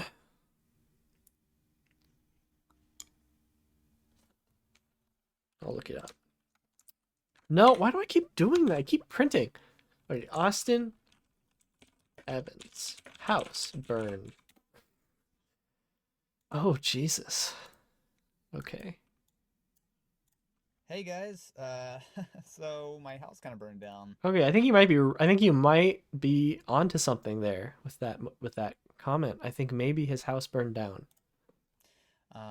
So as I'm sure a lot of you guys saw, like on Twitter and everything. Damn. Yesterday That morning, I was sucks. asleep. I was up in my, I was on the third floor. I heard some people yelling, and so I kind of woke up. I had stayed up late working on that browser test video the other day, so sleeping in on my off day. But I heard some yelling outside, and I looked out my window and I saw a bunch of smoke. And so that had happened a couple months ago. I saw some smoke coming off the roof, and it ended up just being the chimney. But when that happened, I kind of got really nervous about like smoke and fire and all that kind of stuff. But I saw that. I grabbed like my phone, grabbed like some clothes, or just put my clothes on. Rather, I was in bed. I ran outside and I saw tons of black smoke coming off from downstairs. So I pretty much had to go for it. I mean, I grabbed a little safe which had like some of my important like paperwork and stuff.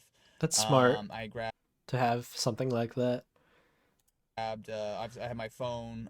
I grabbed my keys. I grabbed a little like that safe, as well as I grabbed a MacBook. I didn't grab cameras, computers, none of that. It's pretty much whatever I could carry. So I ran downstairs. I wonder if he lives alone or if he had any pets or anything like that. Dumped it off in front of my garage. Went around front, and the fire was huge. I mean, just in the couple minutes since it had started. Pretty much the whole front of the building was lit up. It was all just wood. But most importantly, made sure everybody got out. So everybody in the building, I was by myself because it was just my apartment. But yeah, it's smart. Everyone else in the building got out safe. Not a couple dogs didn't, but all the people were able to get out. No. We were able to save a couple cars. Did he say a couple dogs didn't make it? Get out.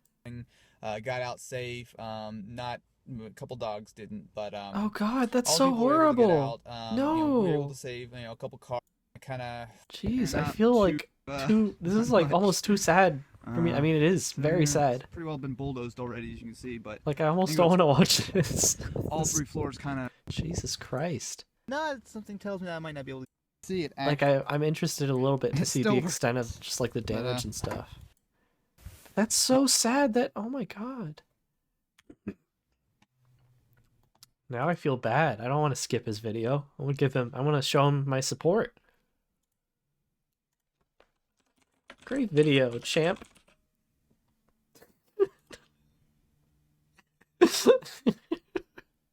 60. The Wii is just not even close, so it's not. Oh my god. That's what the Wii is. There's not a whole lot of really great games. In context, You have- like with context of like, I feel like that's kind of mean, but nah, it's a funny comment. I feel like, and he's obviously doing pretty well these days. Game like Bulletstorm or something, you're not gonna buy that on the Wii. You're gonna buy that on the Xbox or the PlayStation. So if they can take the I'll Wii power and through increase this the video graphics, make it really just to nice show and my make support. them on the par with the Xbox 360 and the PlayStation 3, I will be very, very happy. On the other hand, they do need to keep There was an playing edit costs and there. size. Okay, it's Now, not completely while the Wii, unedited. of course, is not very powerful as far as the graphics go. On the flip side, it is very cheap. I wonder if he's reading Cheaper from a than the Xbox and teleprompt, PlayStation 3. Certainly cheaper or to maybe make. like It also a is teleprompt lot app smaller. So off this is screen. One of the things that Nintendo was really aiming for when designing the Wii was to make it as small of a package as possible to get into. Very the possible, I console as think. possible. Because obviously not everyone wants to have a huge Xbox or PlayStation beside their TVs. Another feature that I would really, really look for in the next generation Wii is a better online experience. Now, the Xbox 360 and the PlayStation 3, online has absolutely dominated their entire lifespan. You look at Cool. Well, you know what? Wii U had Miiverse, which honestly, so I mean, better than PlayStation Home, right? Like, you know there are a lot. Miiverse ruled. Okay. Codename NX. What is this?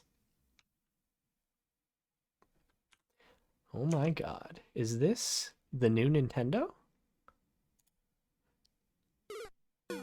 No? So this leaked online and like everyone fell for it. This was back in 2016.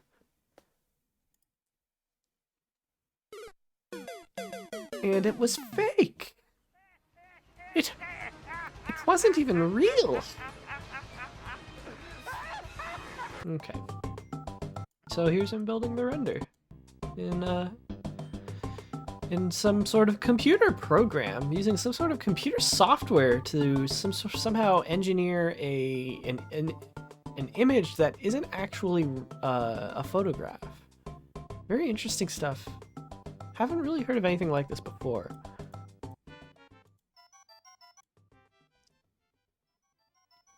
And then all the reactions. I can't actually read any of that text. No idea what it says. Loving the memes.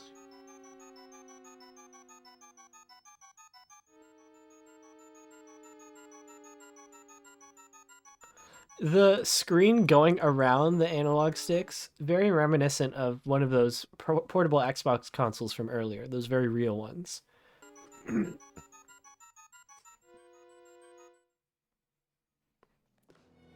It is a hilarious design. Like, that is a hilarious thing to fake.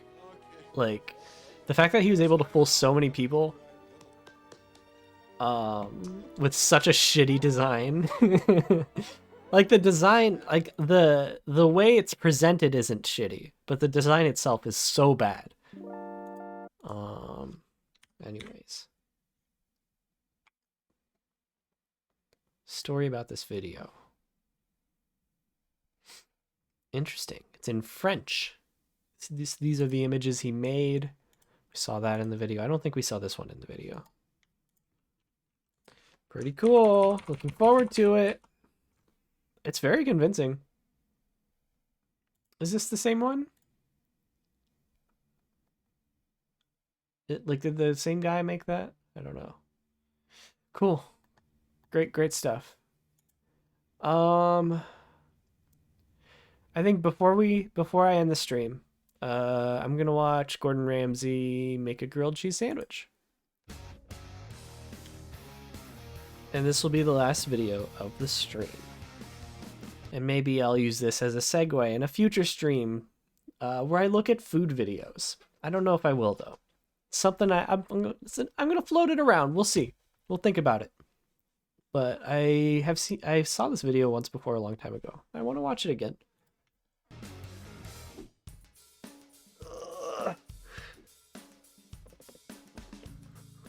Now, we all love grilled cheese. I grew up with it. That was cheese on toast. But now we all love grilled cheese. I grew up with it. That was cheese on toast. But he's so red. He's so red. I feel like he's always very red. Which, you know, is fine. You're allowed to be that. Just, it's, you know, it's noticeable to me. Amazing for a grilled cheese, especially in the nicest way possible. You have these incredible cheeses. First, grab my cheeses. Incredible. Perfect. Take the bun. Perfect. Put on the cheese. Wonderful. Love the grilled cheese. That's my shitty Gordon Ramsay impression. You're welcome. And Asiago. Beautiful. Beautiful. I mean, really. Oh my God! Wait, I said it before he did. Wow, I'm so talented. Grilled cheese. With this is a dream come true. With this, cut it, knife. Cut nice big Take the knife. Slices. Cut it. So I can take off the rind easily. Okay. Beautiful. And those pepper berries is going to make the cheese a little bit spicy.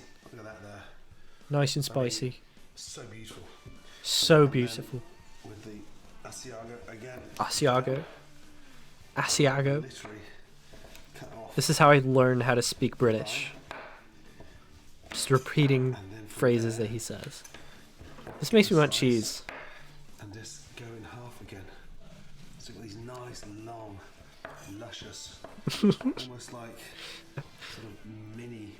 Does Gordon Ramsay want to fuck the cheese? That's my question. Like, it sounds to me like he wants to do that. Luscious, almost like. Wait, let me hear that again. Sort of mini.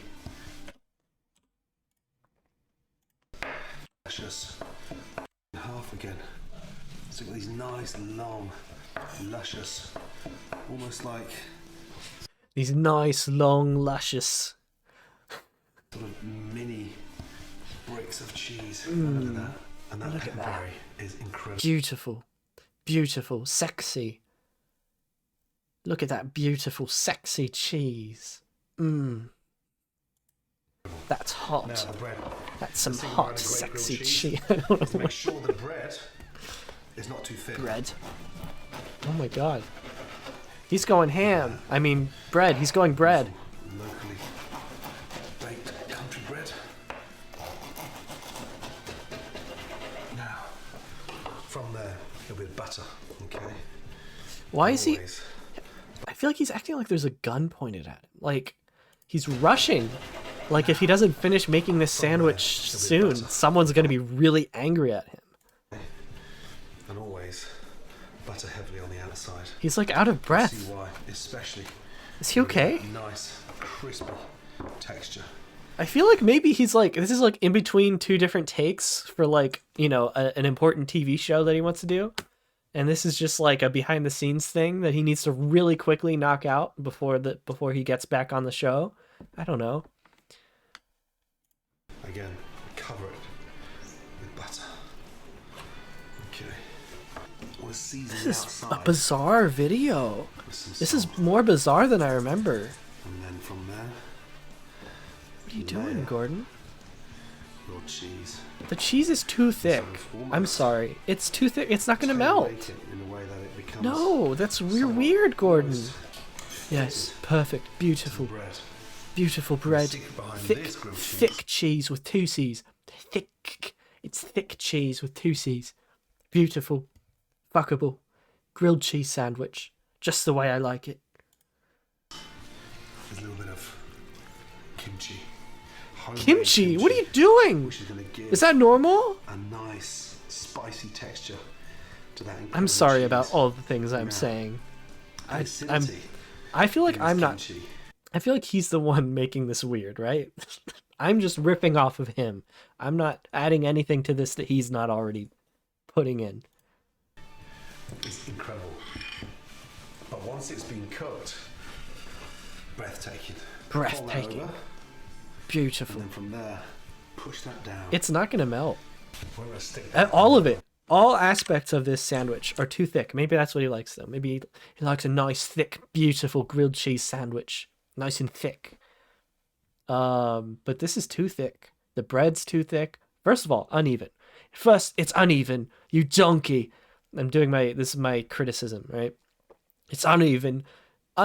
Inedible. Not even fully melted. What are you doing? Biden has declared a state of emergency for Florida? Holy shit.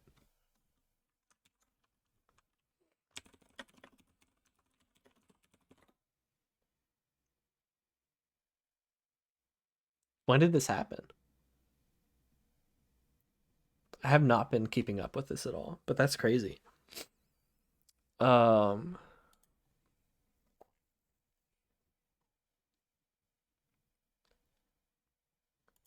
then from there, I hope you stay safe. I wonder if Gordon Ramsay can help somehow. push that down. If everyone just watched Gordon Ramsay's cooking tutorials, that's all you need to survive a hurricane. He knows everything.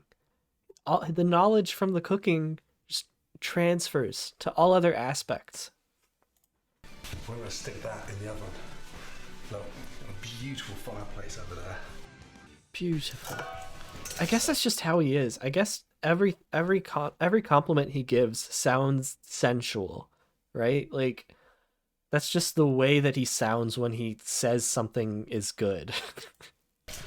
Nice and warm. Touch of olive oil in. Nice and warm. Touch of olive oil. Beautiful. And then from there. He was? Oh my god. Temperature up. Just lightly. Starting to smoke. Rest on the side. Push that down. It's not gonna melt. I don't think it's gonna melt. Lift up. I may or may not remember that it doesn't melt, but like I don't remember this that well. I feel like it's not gonna melt. Now, as she cooks, start putting some I bet that smells very good though. weight on there. I am getting hungry actually. Pushing that down.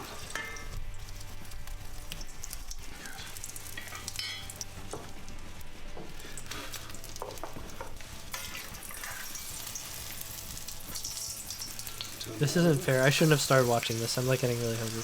The thing is though, this isn't gonna be a good grilled cheese sandwich. Down. I truly don't think it will be. That way it gets nice and crispy. Beautiful. 2 minutes. It doesn't look melted at all. And then once you've collared both sides back out, and just place your spatula on top and push down. And that helps to get the cheese nicely melted. Uh-huh. Will it be though? I guess we'll find out. Kimchi with that incredible cheese, especially with that pepperberry, it's just gonna be a wonderful combination. And also, it just helps elevate the I flavor. think he needs to like sit down and just take a break or something. Grilled cheese. Take that out. Turn that over. And look, it's cracking away. Beautiful. Is it? The cheese It is it melted. does. It looks nice. And this. But that's just because the bread looks nice. That's literally it. It's just 2 slices of bread. Beautiful. No, it's not melted at all. You just got 2 slices of cheese on there. Slice that in half again. At least like, there should be some cheese pool when you pull it apart from each other. Oh, this is so mean. Why would he do this? This is disgraceful. Gordon Ramsay's a fraud. That's incredible. Is it though? I mean, it's just 2 pieces of bread with some cheese in it. The acidity of that kimchi and that bread. It's probably a nice combination of flavors, but it's not melted. It's not a grilled cheese It's sandwich. so good. It almost makes me feel like I want to move to Tasmania. That is delicious. Gordon Ramsay's a weird dude. Okay. I think that's it for me. I'm actually like really hungry now, but it's like 1 in the morning, so I don't know. Maybe I'll Uber Eats some McDonald's or something. Maybe I'll overpay for Uber Eats McDonald's. Maybe that's an idea. But I do think I'm done streaming for now. I was planning on playing Disney Dreamlight Valley tonight, but I didn't expect to spend so much time on the game consoles. So I'm gonna save that for another stream. And I got some other stuff in the works too. I think it's gonna be fun. I At some point soon in the near future, I'm gonna try my hardest to switch to a regular streaming schedule. I don't know for sure yet what this schedule will be, but I want to try to nail down a good streaming schedule that works for me that I can stick to, and we'll see how long I can keep that going. Um, Nothing too crazy, but I want to stream at least like 3 or 4 days a week if I can. So that's it for tonight's stream. It's been fun. I liked the Gordon Ramsay. I did not like the Gordon Ramsay food that Gordon Ramsay made, but it was fun seeing his face. It was amusing. And the game consoles are all real and coming out soon, and I've pre-ordered every single one. And I think with that, I'm gonna put on some music. Where's the music? Where'd the music go? There it is. Jazzy Singles. It's back. And that's the end of the stream. And now it's just vibe time. And now you just vibe with the music or whatever. Should I raid someone? Do I even have... I feel like I don't have enough viewers to raid someone. I feel like it's kind of weird to raid someone with only 2 viewers. So I don't know if I'm going to do that. I think I'm just going to end the stream. So thank you for joining the stream. It's been very fun. And I will see y'all in the next one.